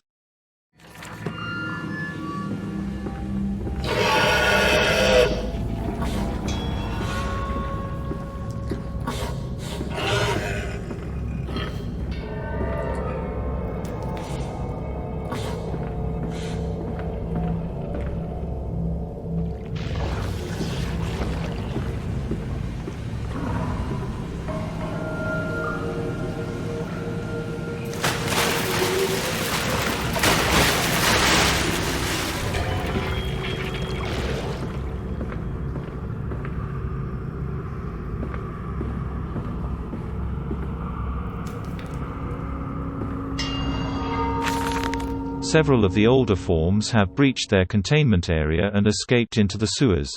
They remind me of my limitations. This is no Chelm and I am no Eliyahu, at least, not quite yet. It is the heat generated from keeping the doorway between open that is to blame. We cannot simply pack them about with coolant as we do at the center where the doorway is. The later versions are kept safe by the freezing temperature of those towers. Up here, where the air is hot and fetid, they become overheated, and their duality tears them asunder, as the other place flies from their cells and their vitae splinters. They live sporadically, torn from one world to the other and back again in violent, unpredictable bursts. For a few seconds they are creatures of this world, then they are torn away and cease to have physical form. This vicious ripping back and forth between worlds has driven them quite insane. I have ordered the affected areas sealed, and will not allow my loyal workers to enter. These are damned places now. the abode of failed experiments, ghosts of fear and spite.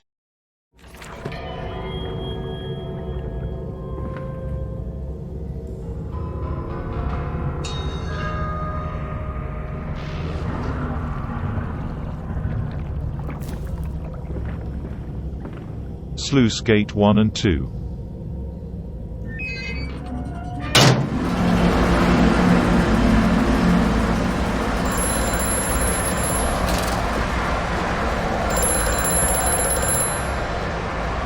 Faster, Mandus. Drain the waters. Open the way to the bilge pumps. We are waiting for you.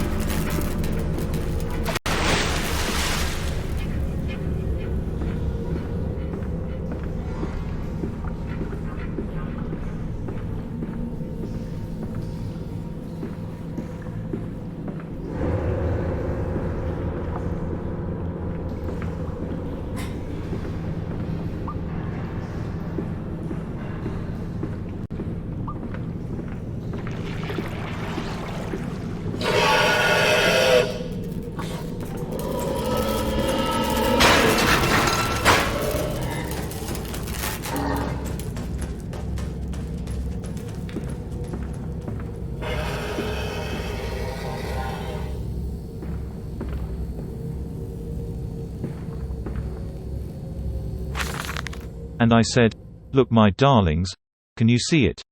And they said, "Yes, Daddy, yes, we can see it."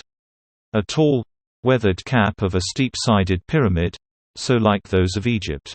Stone falling away from the summit, vines crawling about intertwining the stucco serpents that thrive about the steps.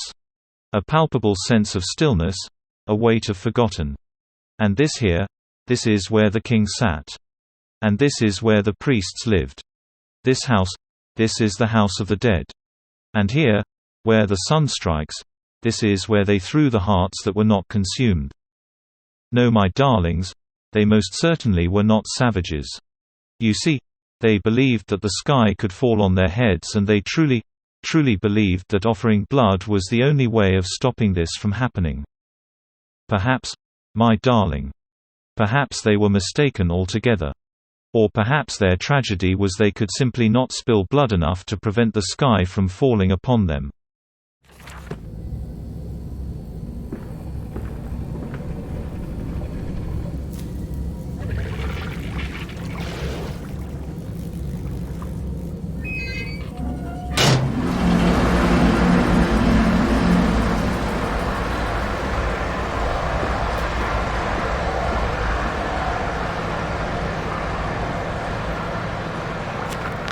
That's done it. Now I can enter the strange decontamination chamber once again and move onwards.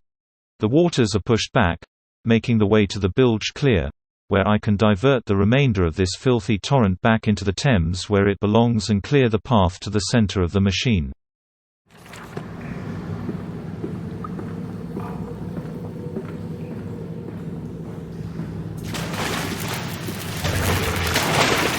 That's it, Papa. You're so near now.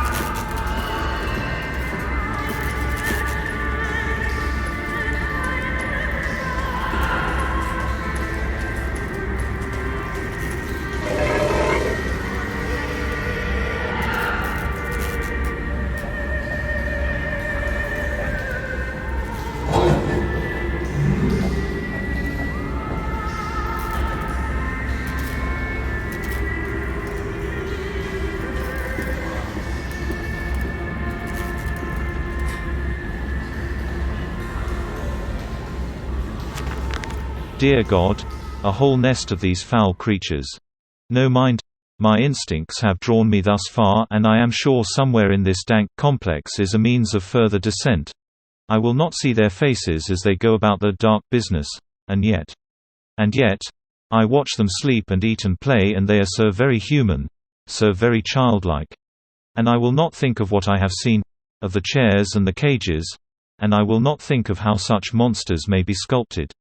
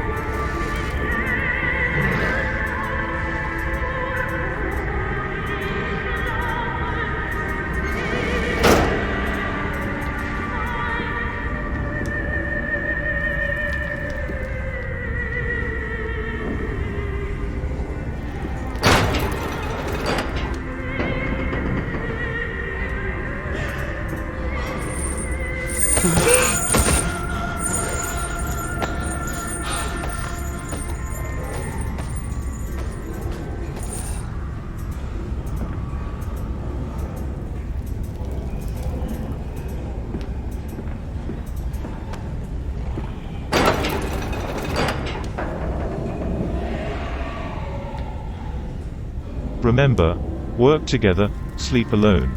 Fraternizing will not be tolerated.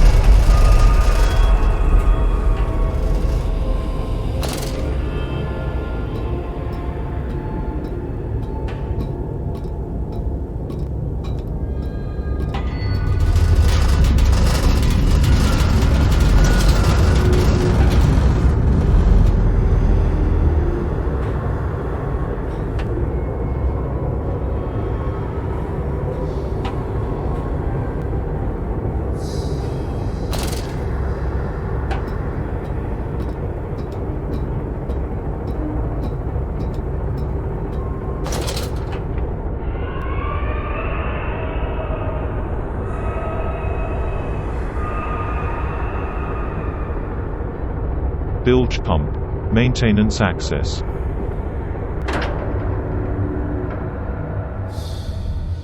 He placed his head in the vise and spun the wheel until the skull cracked and the thoughts leaked onto his shoes. It relieved the pressure for a while, but it soon returned.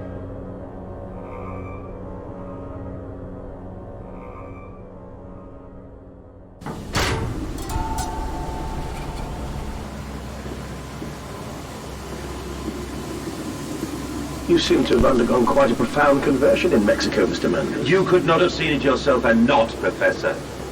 As we disembarked, even through my fever, I saw the detritus of this so-called progress.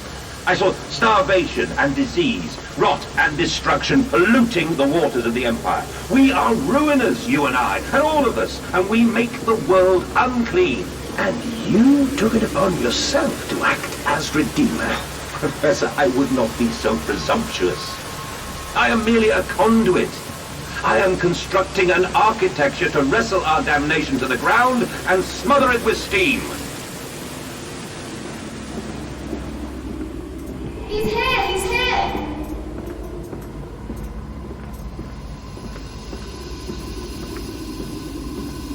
I said you'd come. These must be the bilge pumps. I am at the heart of the Saboteur's efforts. In order to keep his flood in place, he must have disabled these vast pumps. But he was clearly rushed. Thus far he has left most of his work incomplete, his clumsy efforts reduced to simply switching off all he could find. If I can locate the controls, the remedy will be simple.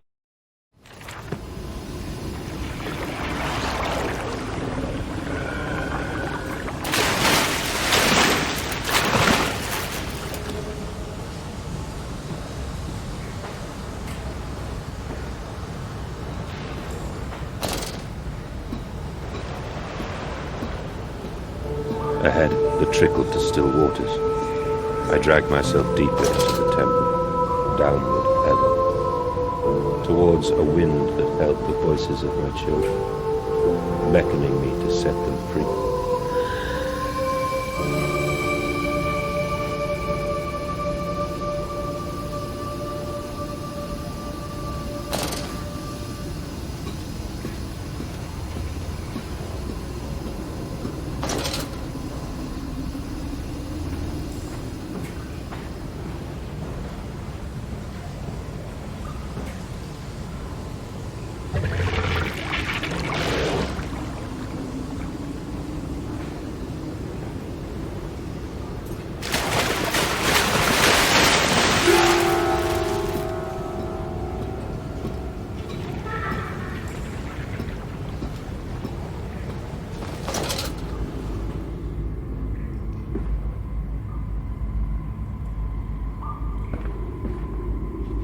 Auxiliary pump controls.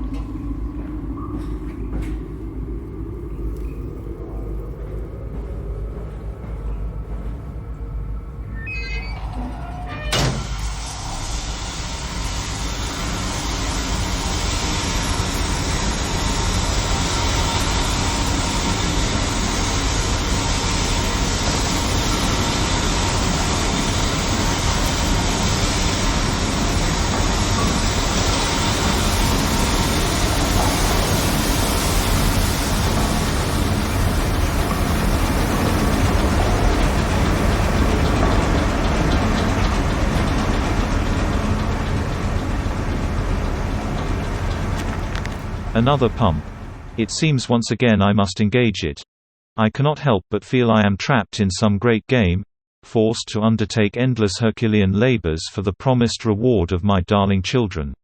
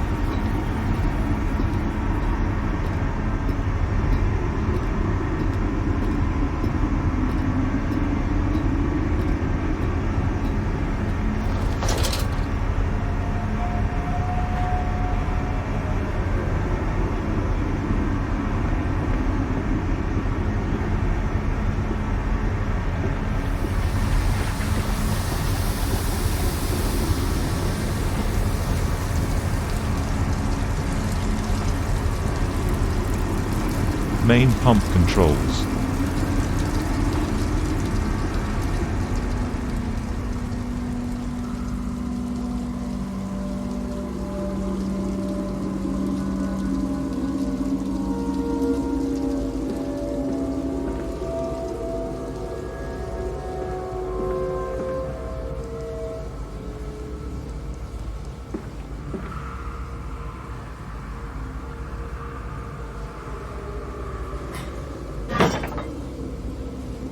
Stop.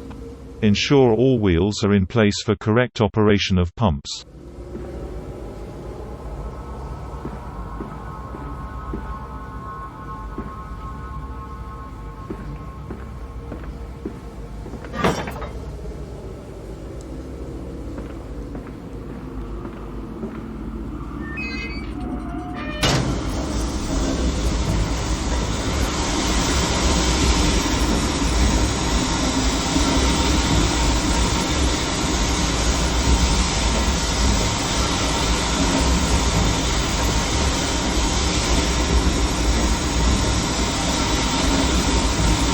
Floodwaters drained. Boiler access granted.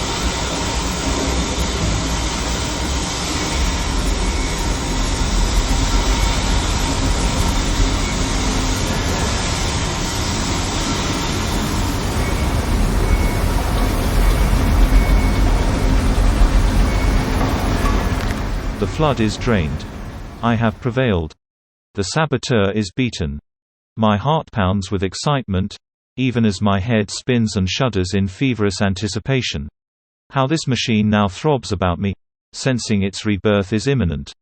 The final descent beckons me to enter, as Lily once lay on our wedding bed summoned me into manhood.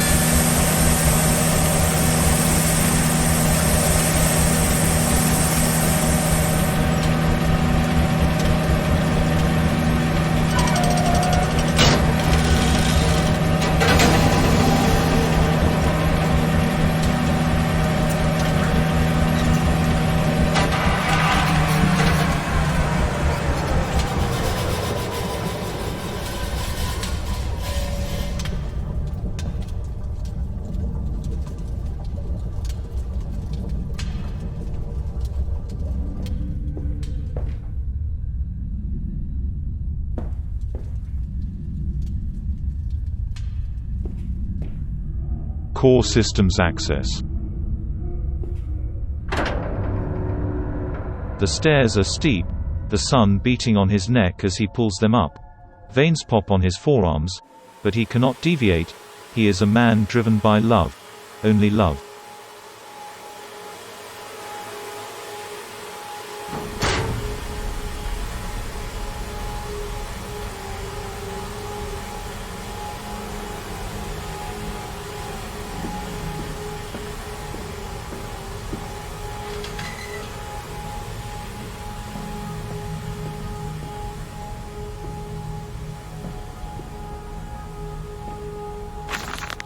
Curled into my bunk, all sick and sweat-ridden. They clean my room about me, but I can only hear the voice from within that gentlest of stones. It sings to me and I dream of a great machine. We will build a new world from the ruins of the old. We will plant flowers in the rotten ribcage and let them grow to hold the sky from falling. I remember how it whispered to me, as we rolled sick and heaving.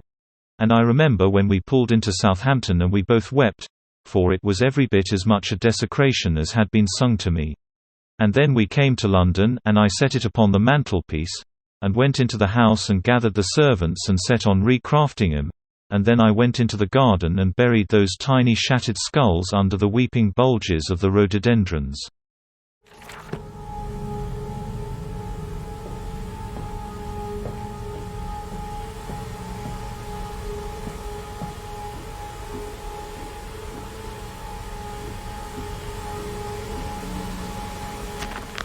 And when they first said, "Daddy," my heart was molten, as if blood frozen upon the ground were held to the sun to thaw and slop. And they were inseparable, always together, one soul in two bodies, and my love was all-consuming. I would die for you, I whispered to their sleeping faces, I would kill. I would set this world to ruin to protect you. I have fought through dark tunnels, great engines, the foulest of beasts. I have set my covenant and drained this flood, and I am come for you now, my darling boys.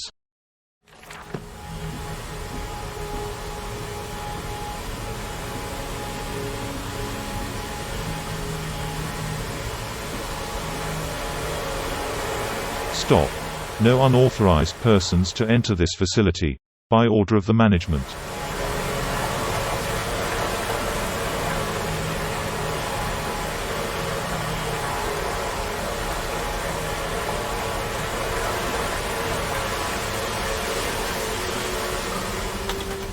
And you came then to London, and you set me upon a mantelpiece, and then you went into the house and gathered the servants, and reset you and I on recrafting them, and then you went into the garden and buried those tiny shattered skulls, alone.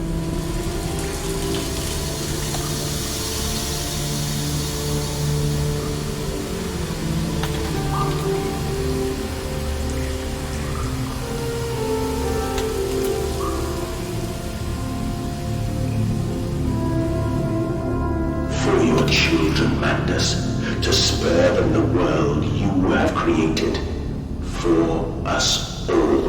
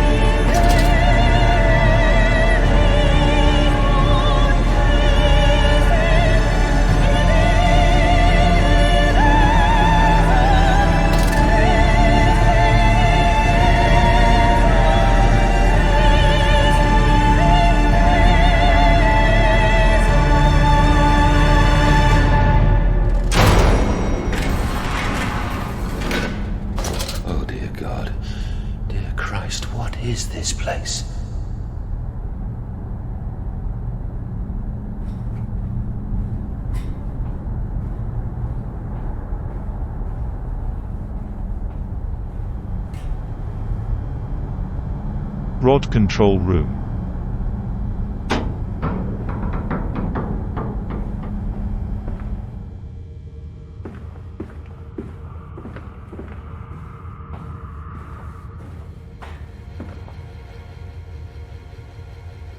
System offline. Manual restart required.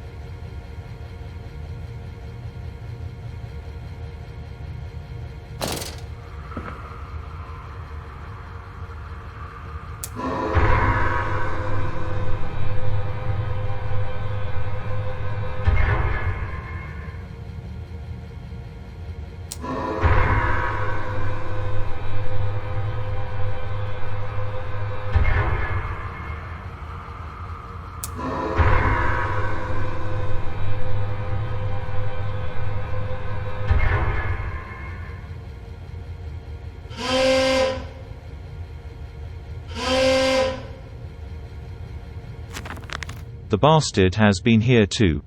This is the epicenter of his meddlings. This is where it began, and this is where it will end. I will seek the source of this obstruction, and then I will render this sabotage impotent once and for all.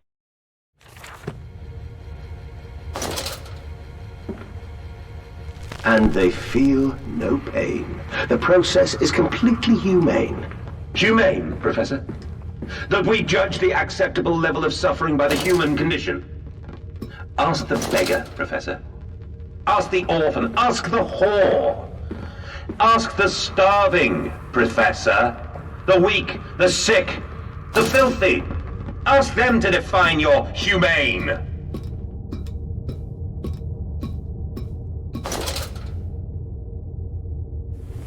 Danger. Compound X. Highly flammable. Highly corrosive. Highly toxic.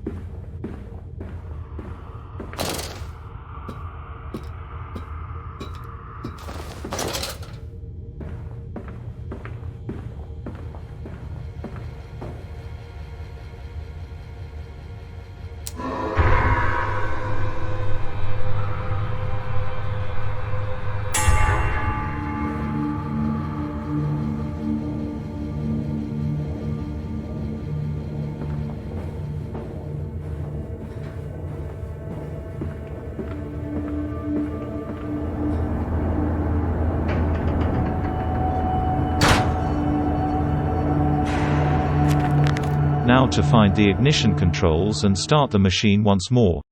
Elated, I stride forth upon these catwalks. I am coming, my darlings. I have almost saved you.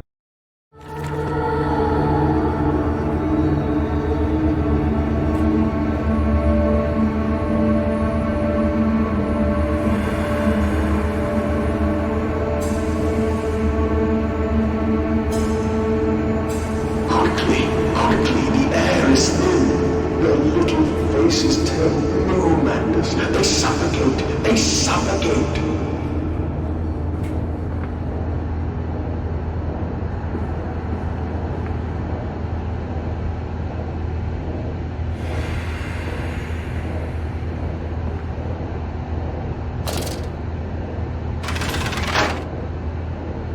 Daddy, Daddy!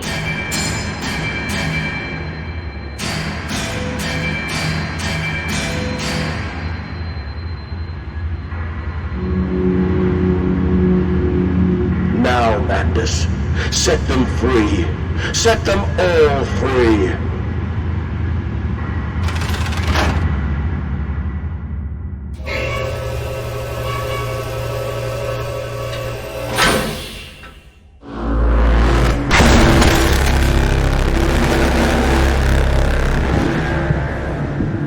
I live. I breathe again. I rise. I will rise to bleach the sky and still the water. I will spin the world wheel and set the future upon the path to redemption. Where are my children?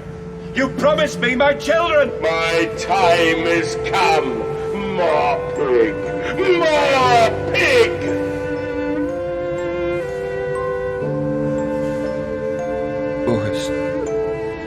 Boys, I'm sorry. I'm so sorry.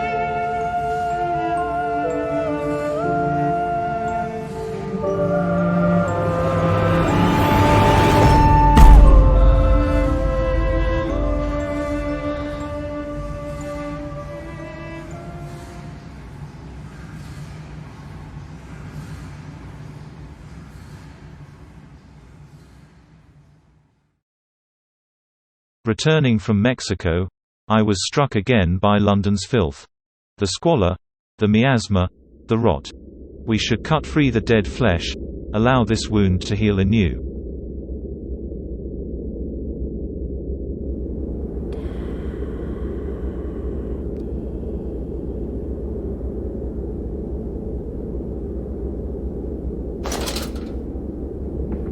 And, emerging, I raised my head to an uncaring sun, and I cursed this world of pain and despair. This civilization built on the ricketed bones of the unfortunate, on the greed and swell of mammon and empire. Cradling a stone egg in my jacket, I kissed my children farewell, and I crawled my way home. Engine rooms.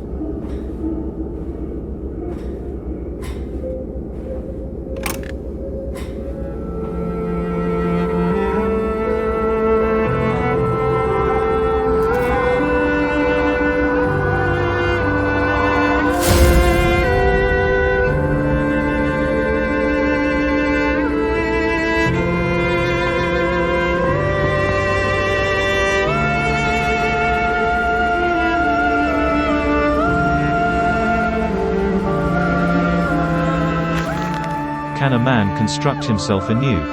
Can a man, on realizing who he is, on what he has become, tear himself apart down to the bricks and begin again? Are our souls just this? Tiny cogwheels and clockwork, and intricate machines to serve a function that, upon reflection, we might set to a new task? Can a man, defined by his actions, defined by that which he now finds abhorrent, set to sabotaging this body, his machine, until those children of his soul turn in a new motion, and he may awake to a new sun, a new year, a new century with hope in his heart? As I reach my hands to the exposed wires, I ask myself this: is redemption possible for such a creature as I? And if not, then surely better to die amongst my creations than to continue to live as a monster.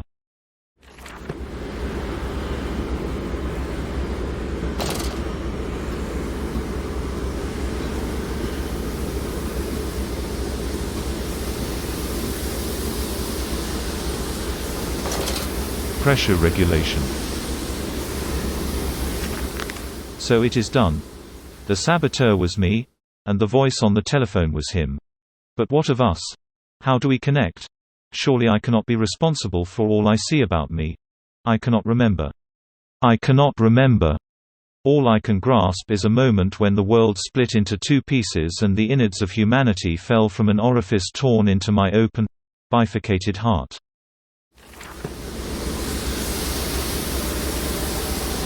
Warning: steam vent access only at low pressure. Where are they? Where are my children? Why do you ask, Mandus? You know the answer well enough.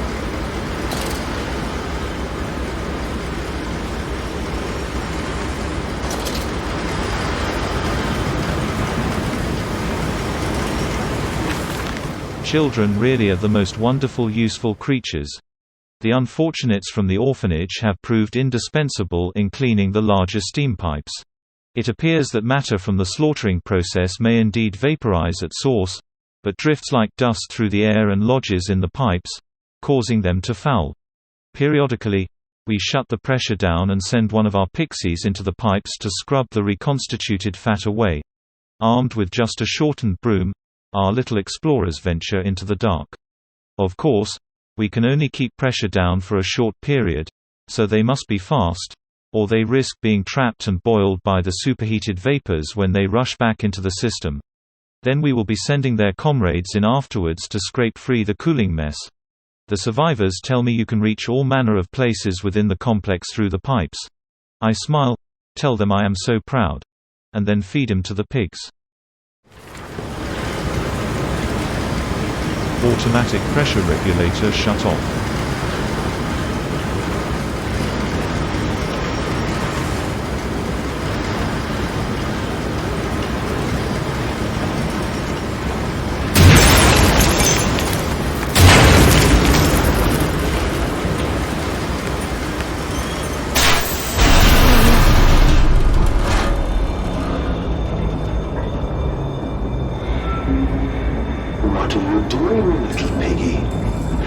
think I will allow you to sabotage me again? I want my children, you unholy bastard!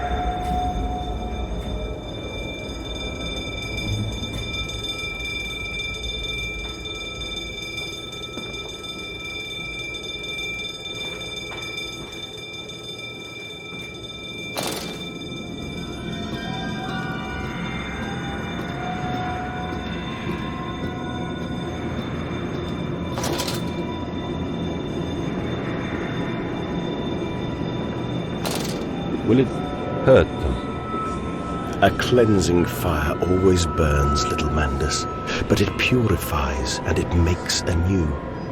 Did it hurt to carve out the fevered flesh? Did it hurt to cut free the gangrenous foot? Ask instead this: can we save them? When did I say that? That is not me. That is not me!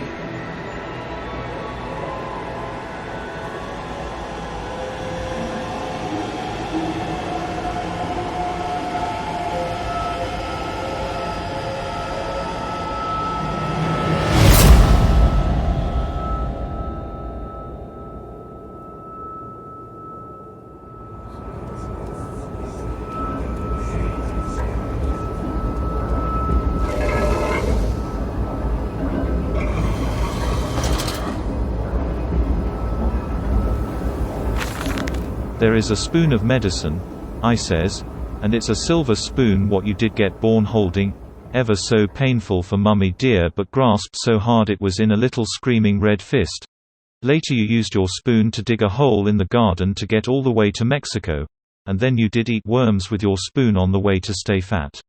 This spoon was the same you gave your twins, then you used it to dig a hole to their clockwork souls and you ate up their hearts like soup on the way to keep you fat.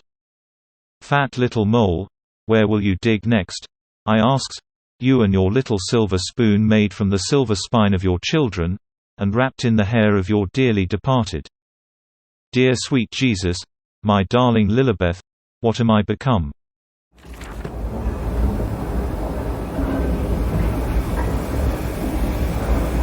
Danger. Ensure conduits are correctly placed to avoid pressure backdrafts. Child fatalities this month. 17.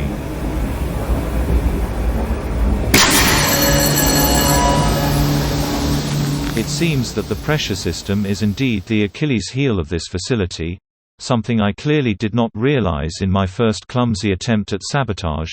If I reroute the steam, I can wreak havoc.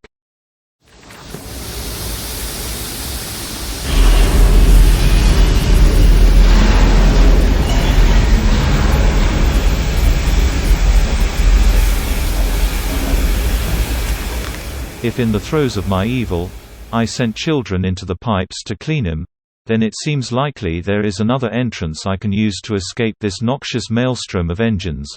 I will ignore the burning in my nostrils from the fumes of that godless compound X that fuels these machines, and I will become the Saboteur. I will destroy the pressure system, enabling me to enter the pipes without fear.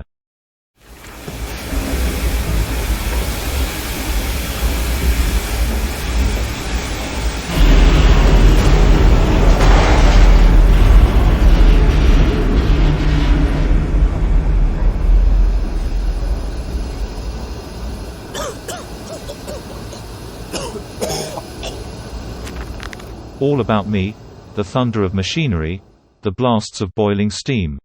I cannot pass without fear of scalding. I am a lobster, cracked, my circulation stagnated, my vital motions impeded. The steam will boil my hole unless I can find a way to shut it off.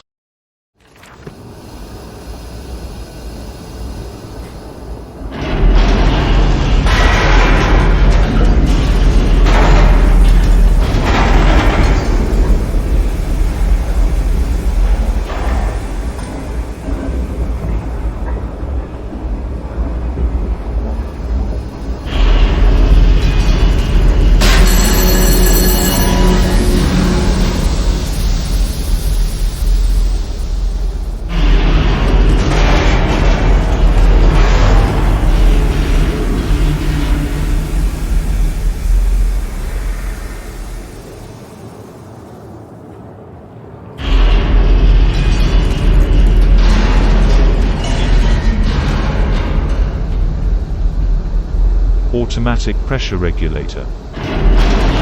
Some form of steam regulator. I'll wager if I disable it, the damage caused by the rushing steam pressure could be catastrophic.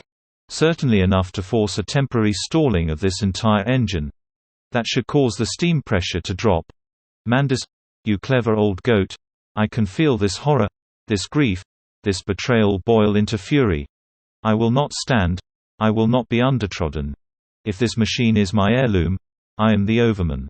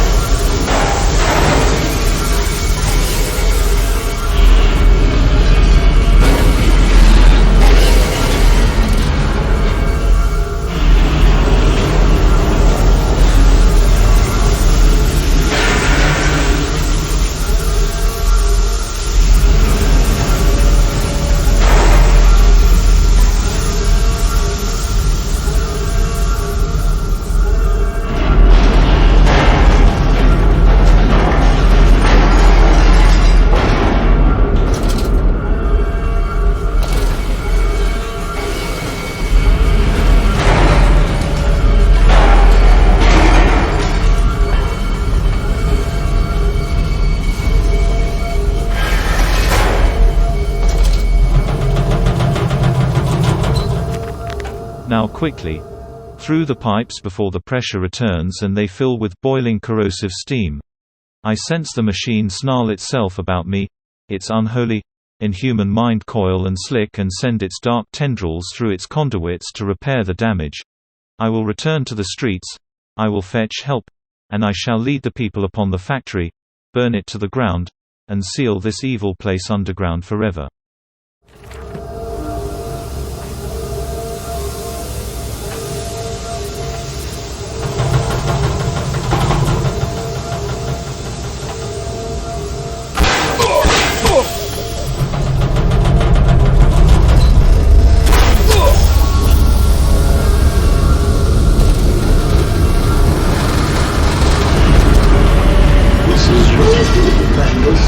This is what you dreamt into being.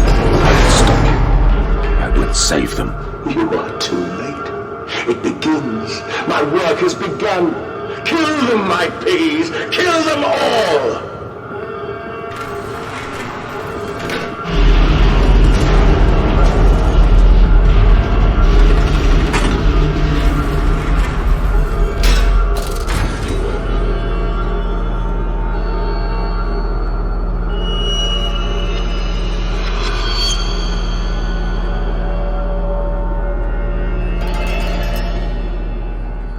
Of course, all the offal we cannot sell from our system is donated to the workhouse, making them perhaps the best fattened unfortunates in the whole of London.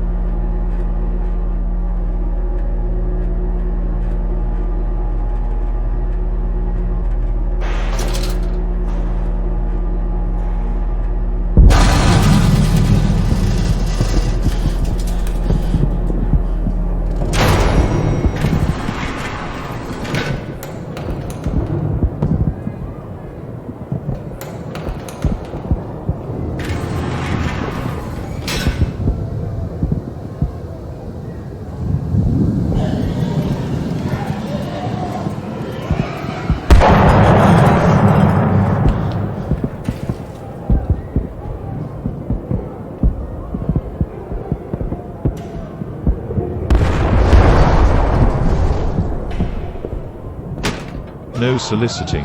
No hawking. No begging.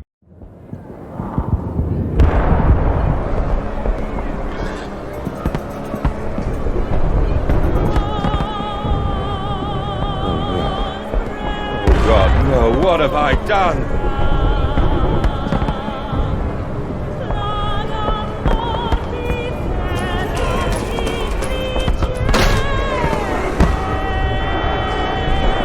Children, remember, Silence and hard work are the roads to heaven.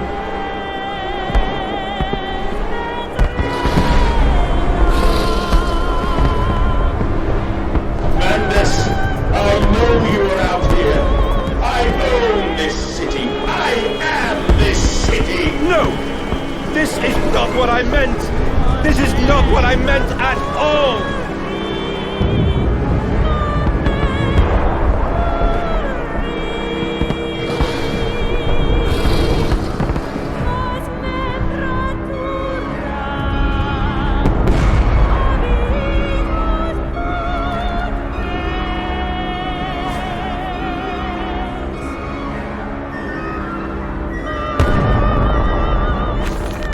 No one misses the poor.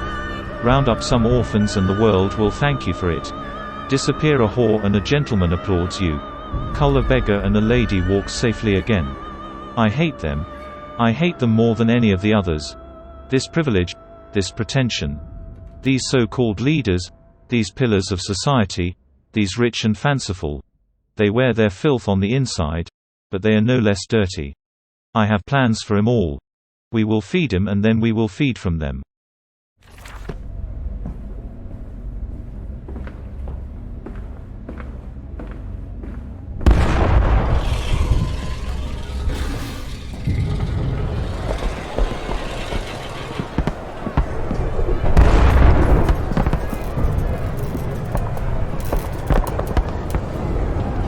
Redeem yourselves. Redemption is at hand. Enter the cleansing and set your souls free. For you are born into filth and will die as pigs. Only through my redemption can you ascend to the skies and claim the heavens as your kingdom. Fall on your knees. Ashes, ashes, bones and ashes. For the pile will reach critical and we can have such a burning that this city will shine as a beacon of redemption for the world! We have set aside an entire wing of the mansion for their parties. We invite them from near and far, and we guzzle them in with fine wine and the finest cuts in all of London. My God, Mandus! But these chops are rather divine. Who is your butcher? Feed 'em up, for the wine and the grains will also lend a character to the product. Keep the flesh relaxed. Opium in the champagne and gravy. A hog roast every night for the Duke and the Duchess. An actress battered and sliced. An artisan in every mouthful. An importer of fine teas stewed in his own leaves. They bicker and breed under the table, by the fireplace, on the carpet stained with wine and fat, whilst long-dead nobles of deformed grace and cold stare watch them from gilded frames along the crooked walls. We will hose it down later, as we shovel them into our machine.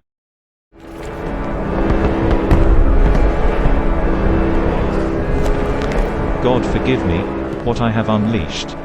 I stand and smell the burning city. I see ash upon the wind. I hear the roars of the sickening beasts and the screams as they fall upon the city and drag its people below for the slaughter. Now I begin to understand what the other composite ingredient of Compound X must be. And I also understand this. It is my responsibility now. I must find a way back to the heart of the machine and complete what I started.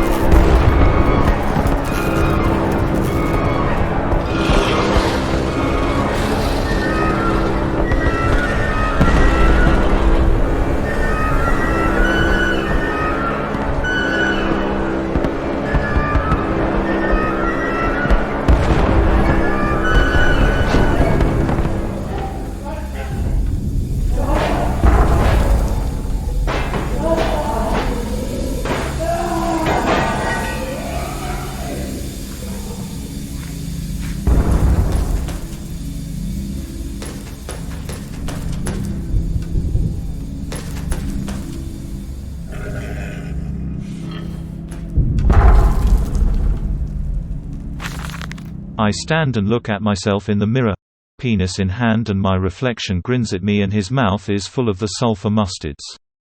Vain fool. He sneers. Are you really so very different? Do you genuinely believe your works of evil are any greater than the rest of them? You are simply a weak man, a product of his age, the same as any other. This is empire, cretin. This is the killing idiocy, the natural result of this social Darwinism. If you are evil, then this world is evil. You just let the blood run in the street rather than hiding it in the poorhouse. You hold the blade and slide it home yourself. You do not pay a man to do this for you where you cannot see it. If you are evil, at least yours is an honest evil, and that alone makes you Übermensch. And thus I wash my hands and take to bed.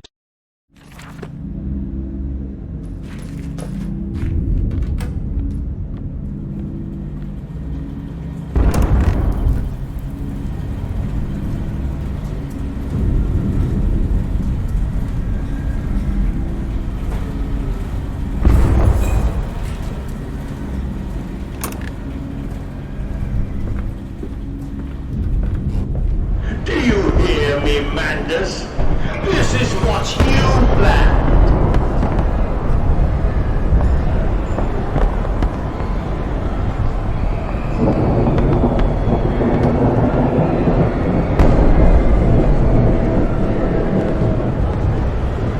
This area is for horses only. Motor carriages must use alternative entrance.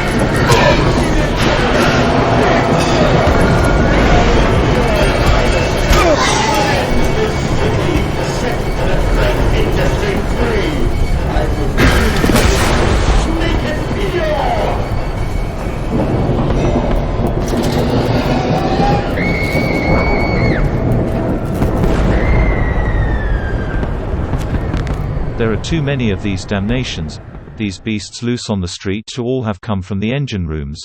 As I emerged, I counted 3 of the dammable pneumatic lifts, which suggests the machine has been planning this for some time, smuggling routes to the surface all about this neighborhood. If my bearings are correct, beyond the alley I should stand directly over the ignitions rooms, and I will wager that if I find a pneumatic there, it will carry me back to the machine's heart.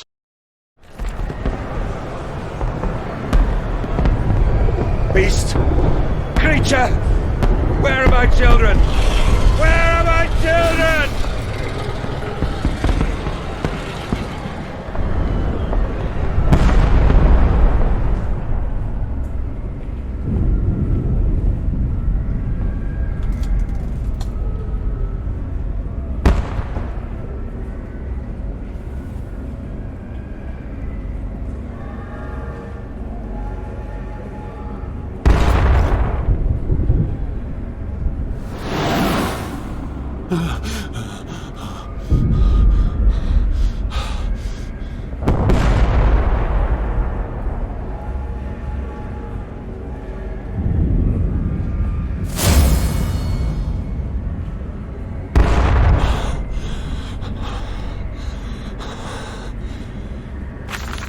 A different strategy for the poor, who mistrust the offered hand. The plate of steaming offal. For them we have become the disappearance in the night. More efficient and less visible to picking off stragglers and strays is the removal of entire communities in one swoop. Let the ground open under them and fall to the maw. Last month, by activating the doors at shortly after midnight on a balmy Saturday, 57 individual products were obtained in a single catch. I have instructed the workhouse to begin plans for a street festival before the end of summer, to pack out the narrow lanes with a teeming throng, with hundreds of pairs of feet. We have begun to assemble a network of false streets and have extended the holding pens in preparation. A second Pigline will be added to enable the system to cope with the increase in traffic.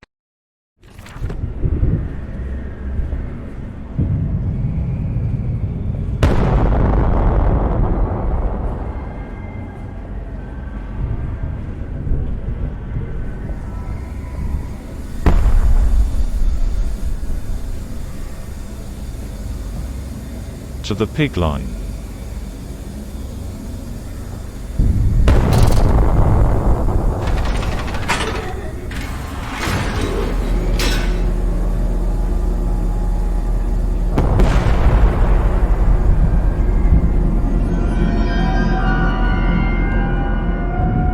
A missing vein? I see this now. We must find them. Those scrolls, those old words written upon metal rods that flow in the half-light, the dusk, this gloaming.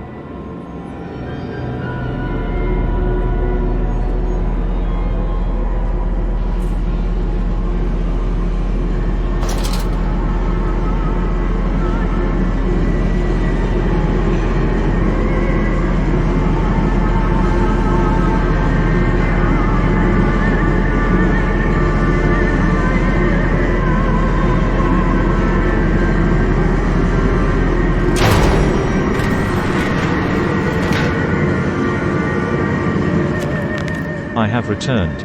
An angel of vengeance, a saboteur once more. I will find a way to stop this vast enterprise of slaughter. Enough destruction opened the heart before. Confused the machine enough to spring its locks and secret doorways.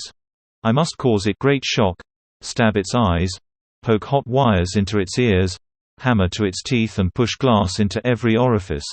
Then it will gasp, and in that gasp, I will scuttle into its throat and stab its heart from inside.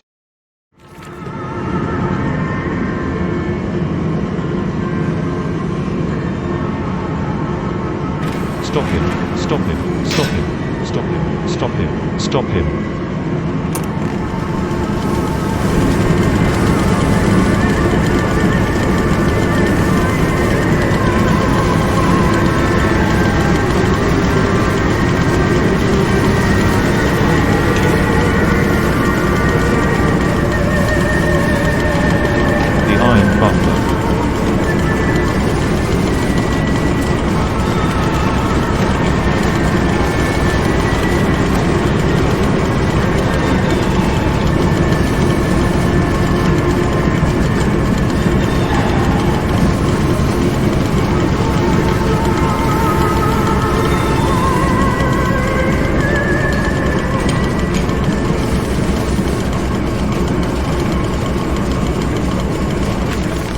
No machine blades for Fatty Bishop and Gluttony Heiress.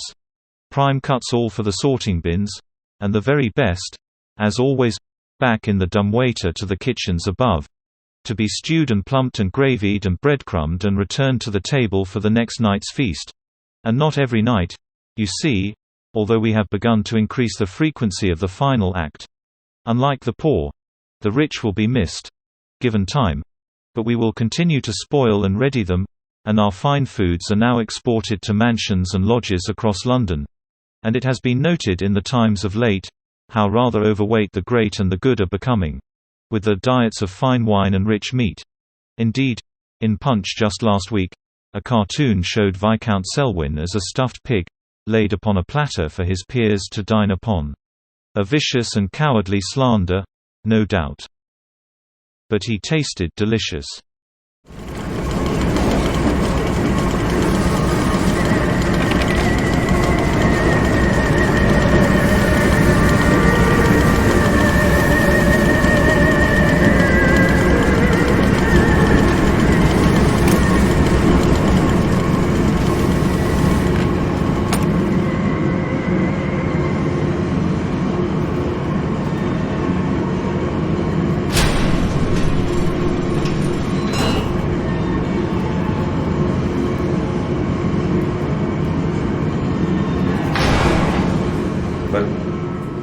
Be free?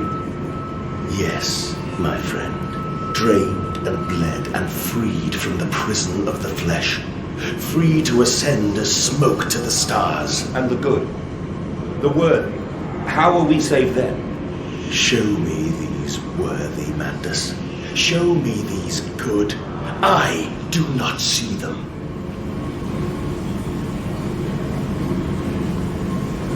Coolant tanks.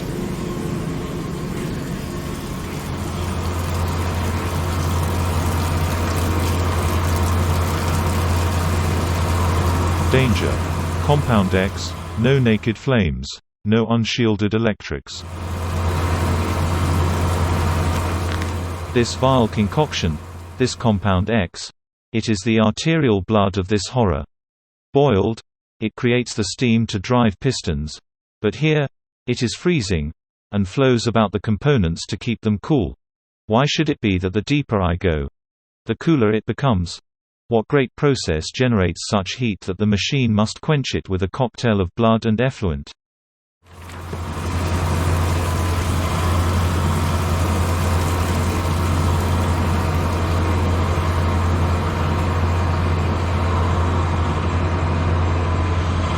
Coolant pumps.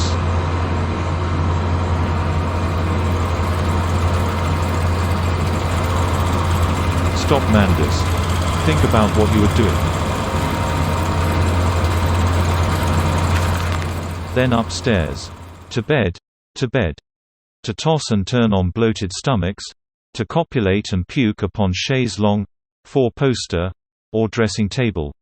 Collapse at last into the engulfing mattress, drunk and drugged and fat and stupid and senseless. And spring the trap. Manpiggies, spring the trap. At a pull of a lever, a set of hydraulic pistons and gears are fired, resulting in 3 walls of steel bars dropping from the ceiling via the canopy to cage the product into the bed, preventing escape. The entire bed is then tilted backwards into the wall by a powerful spring mechanism, also fed by the hydraulics. The pressure for this system is created as a byproduct of the vacuum evisceration system employed for mass production elsewhere on the Pigline. In this way, we have created our very own bottled revolution, for the movement of the masses is a causal factor in the extermination of the rich.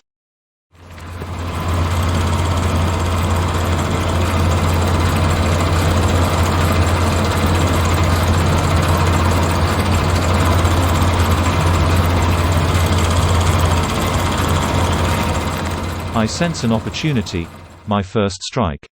Impeding these cogs with a large enough objects should jam the flow of coolant, causing a pressure buildup that will split the pipes and rupture the tanks.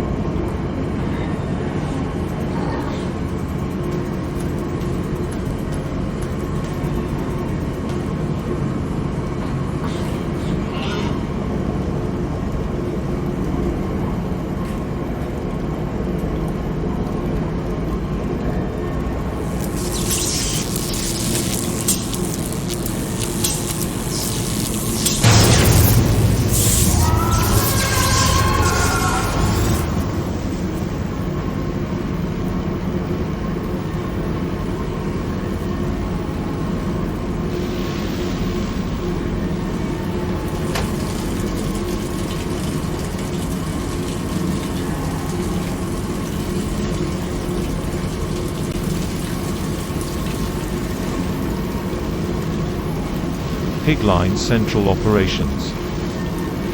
The Trippery.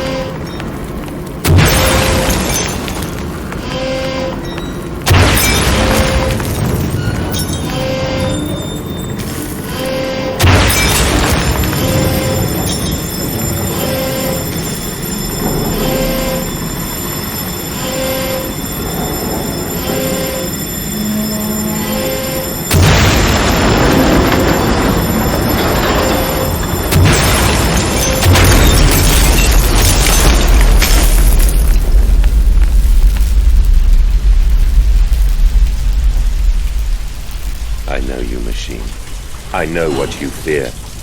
I will rain excrement into your very soul. I will destroy you. You are too late, Mandus. My great works are almost begun.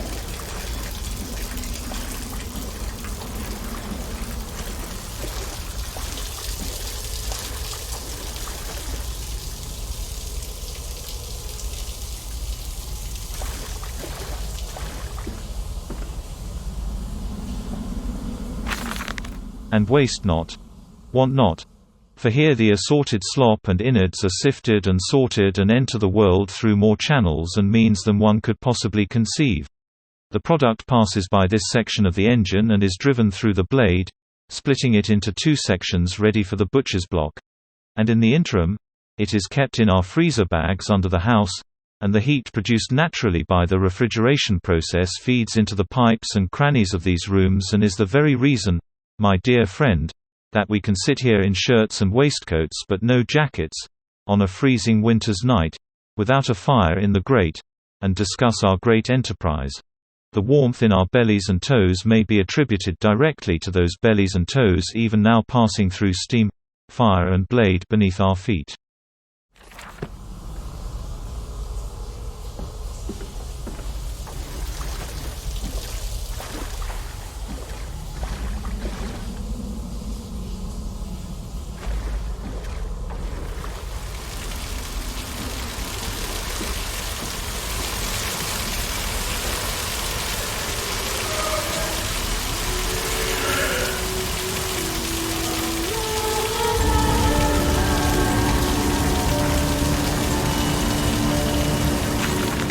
Walking away from those temples, that small pile of stones under the rhododendrons, the skulls of innocents under the loose clod, headless ribcages in the cool stone behind the altars, 3,000 miles apart. I trace back my life to this instance, rain channels eroded in ancient stone. The toxins are already in this damp, this falling water. I hack and retch and vomit into the sink and grasp the bowl with both hands and stare. They're in the plug hole, as clear as day, a toy spine, clockwork intricate, like a child's spine, but clockwork. How could that be? How could a child's spine be made like clockwork? I washed it carefully and placed it on the mantelpiece, by the egg I laid myself, under the garden where the children's skulls are buried. I call it my Mexico.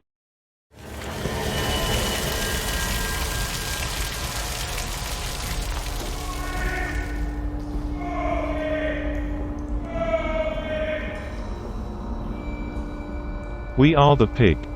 We are all the pig.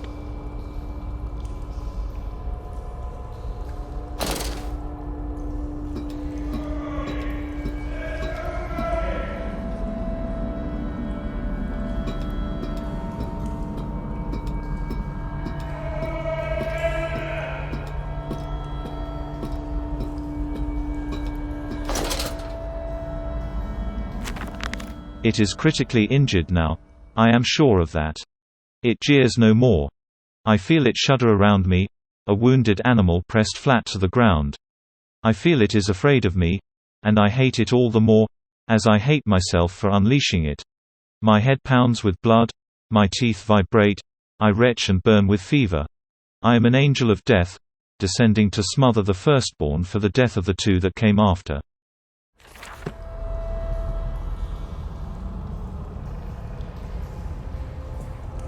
I am here again, at the foot of those stairs, towards the red light of the nursery, sunset in the window like a bleeding sky, the horizon a slit throat, the seeping dark to drain the guilt from us. I am the jaguar-faced man. I am the feathered serpent. This priesthood is mine. I can meet him, your great engineer. How marvelous. I must say, Mr. Mandus, my excitement is almost unseemly. Yes, I can see that. Step this way, Professor. I will be right behind you. Mandus? Mandus, where the devil are you? I can't see a damn thing.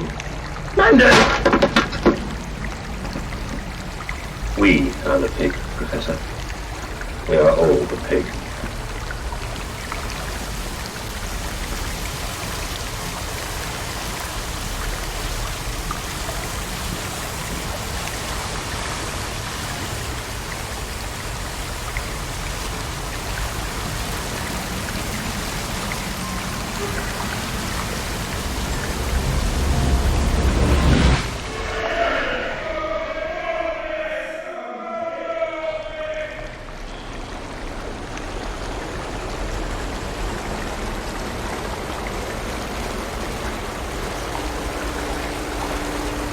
I climb in stillness now. Blue water runs in my veins, now I am clean. I carry the knife of this factory, the bowl of this mill. I am come to collect you from your fields and your furnaces. I will gather you into the white clouds. I will gather you to me, and I will take you home.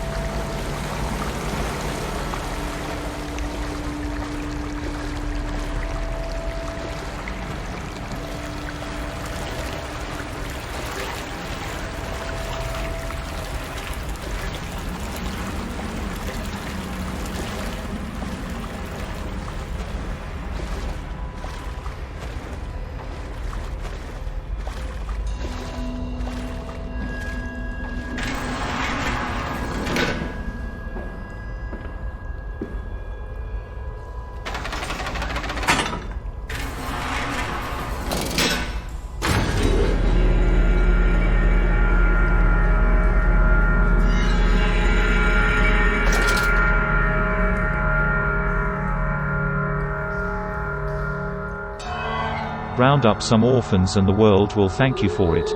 Disappear a whore and a gentleman applauds you. Cull a beggar and a lady walks safely again.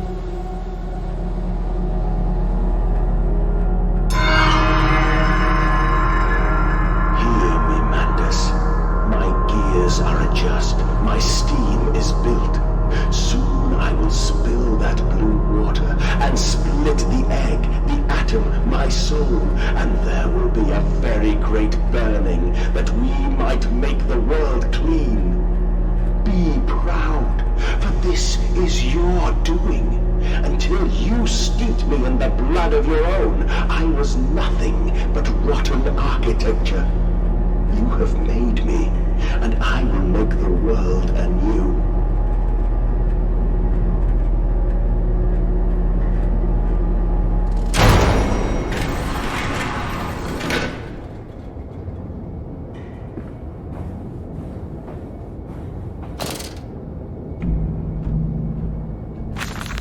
Then you already know all I would tell you.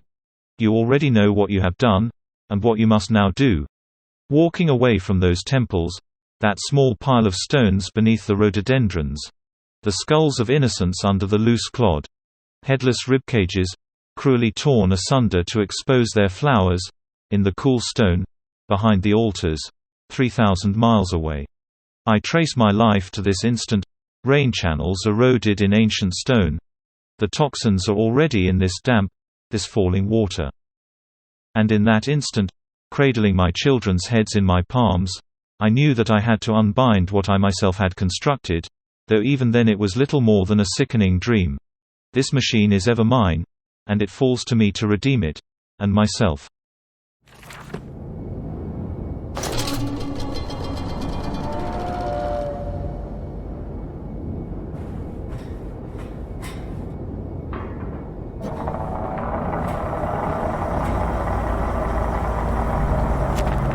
I walk tunnels where no human has trod before.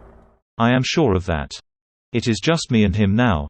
Frost forms on my coat sleeves, the deathly still and the freezing air tell me I am close.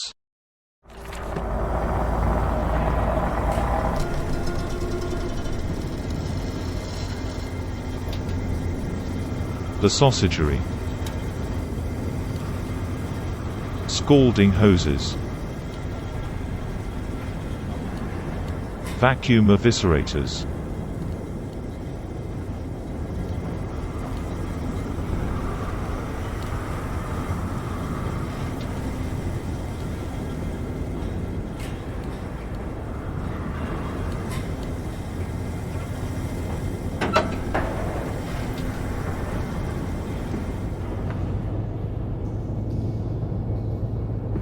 But why did you take my children? Mandus, of all the blood we have spilled together, the first drops fell from your hands alone. Then I am damned for a filicide, and everything is lost.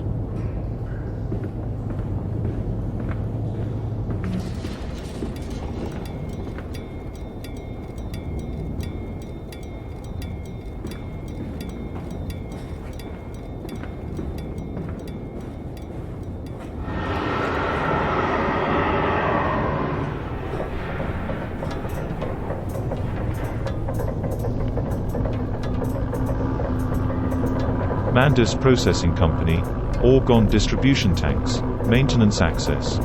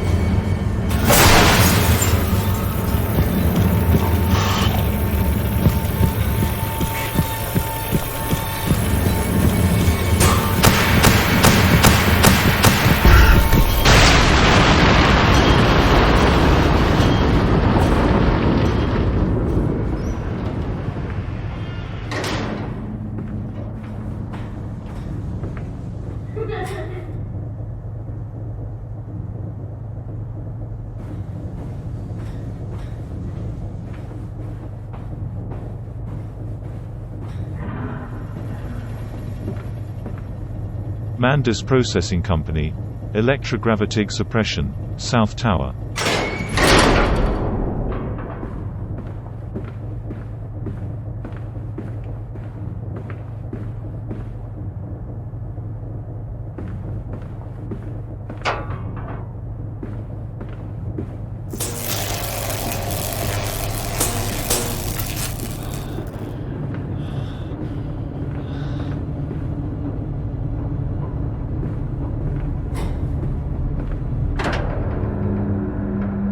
I deny you. I am not your chattel. I will not be your operator, the monkey to your organ grinder.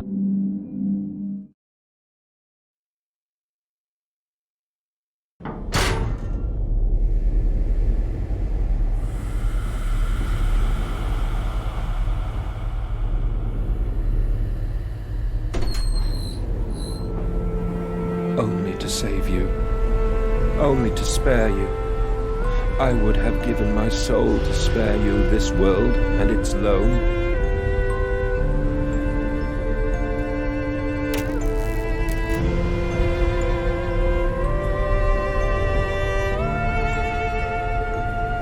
Oh, my children, my children, what have I done?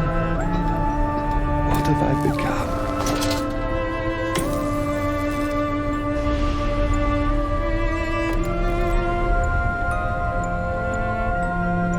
I will put it right, my darlings. All of my wrongs will be righted. All of my sins washed clean.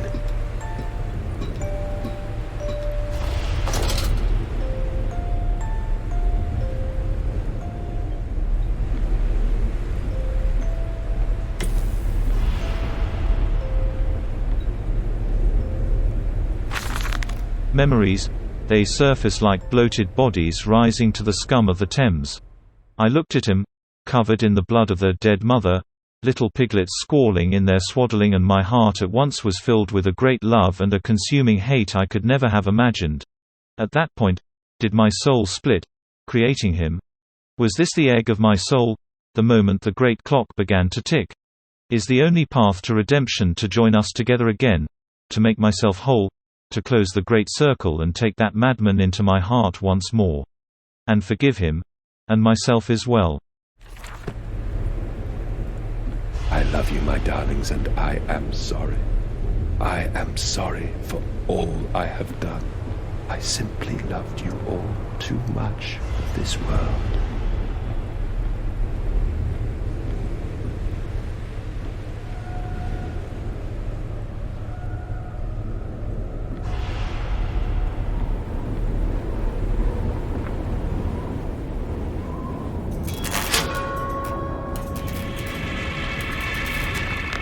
I search for instruction, for advice, for help in my goals, but in return the system mocks me.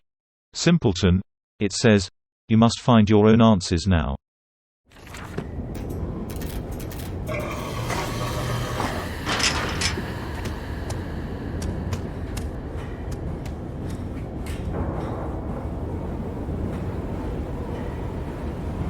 Mandus, put aside your misguided crusade and let me save them. You may hate me, Mandus, but I have seen the future, your 20th century, and let me tell you this, a far greater slaughter awaits you there. I seek to save the world by blood now, before millions fall beneath history, pushed under by blade, bullet, and gas.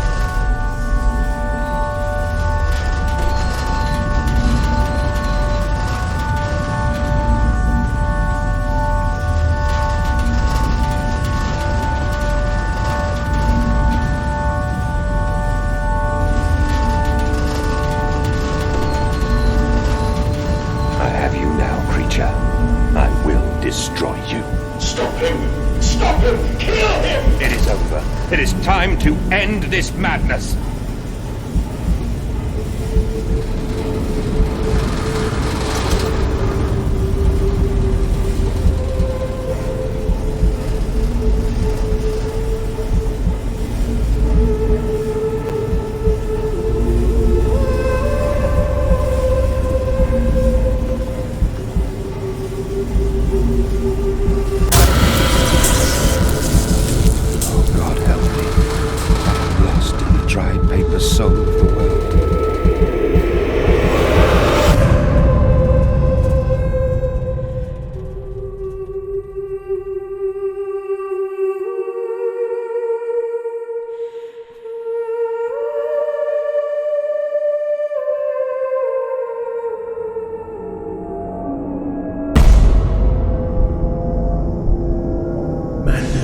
Listen to your heart.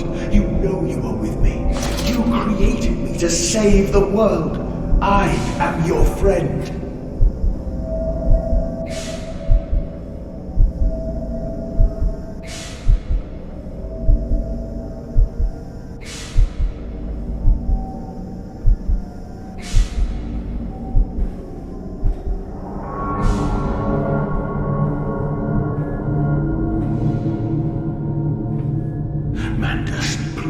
I am no more evil than you. We sought the same thing, to save humanity, ridding them of their painful, stupid, pointless lives. Mandus, stop. Think about what you are doing. For your children, Mandus. Do not speak of my children, monster. I did not kill your children, Mandus. You sacrificed them on the temple steps, knowing what the coming century would do to them. Your sons will drown, lungs full of mud and shrapnel on the banks of the Somme. You wanted to save them from the horror to come. That is the vision we shared. Everything we have built to avert this coming nightmare.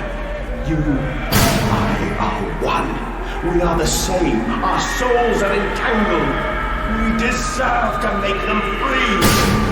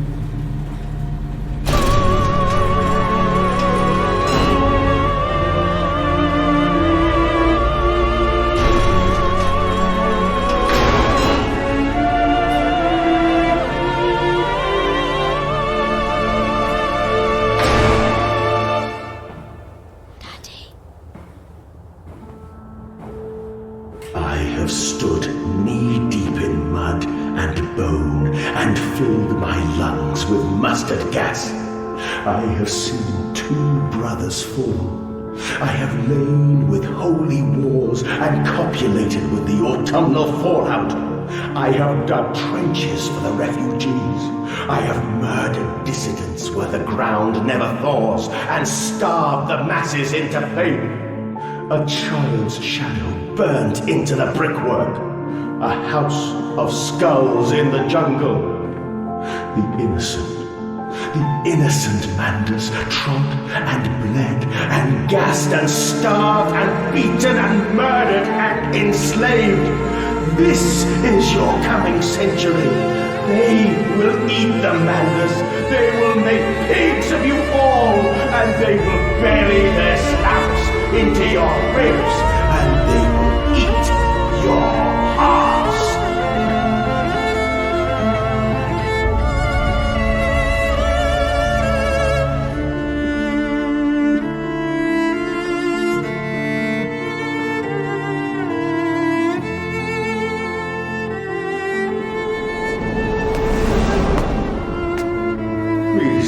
the snow. For your children.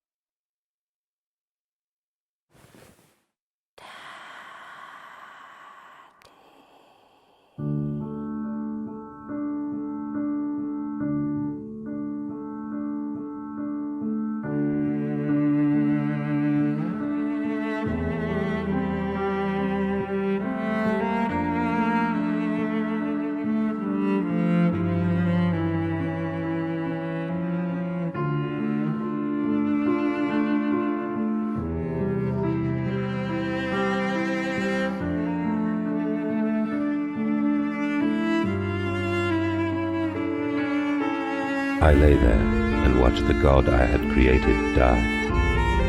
At the end, when we were cold as the stone we had hewn his body from, when the lights were nearly all extinguished, we heard, in the silent distance, the man-pigs singing to one another. Then, as the last lights were gone, and we lay together in the deep, they drifted away, and all was silent. Such a silence I have never known.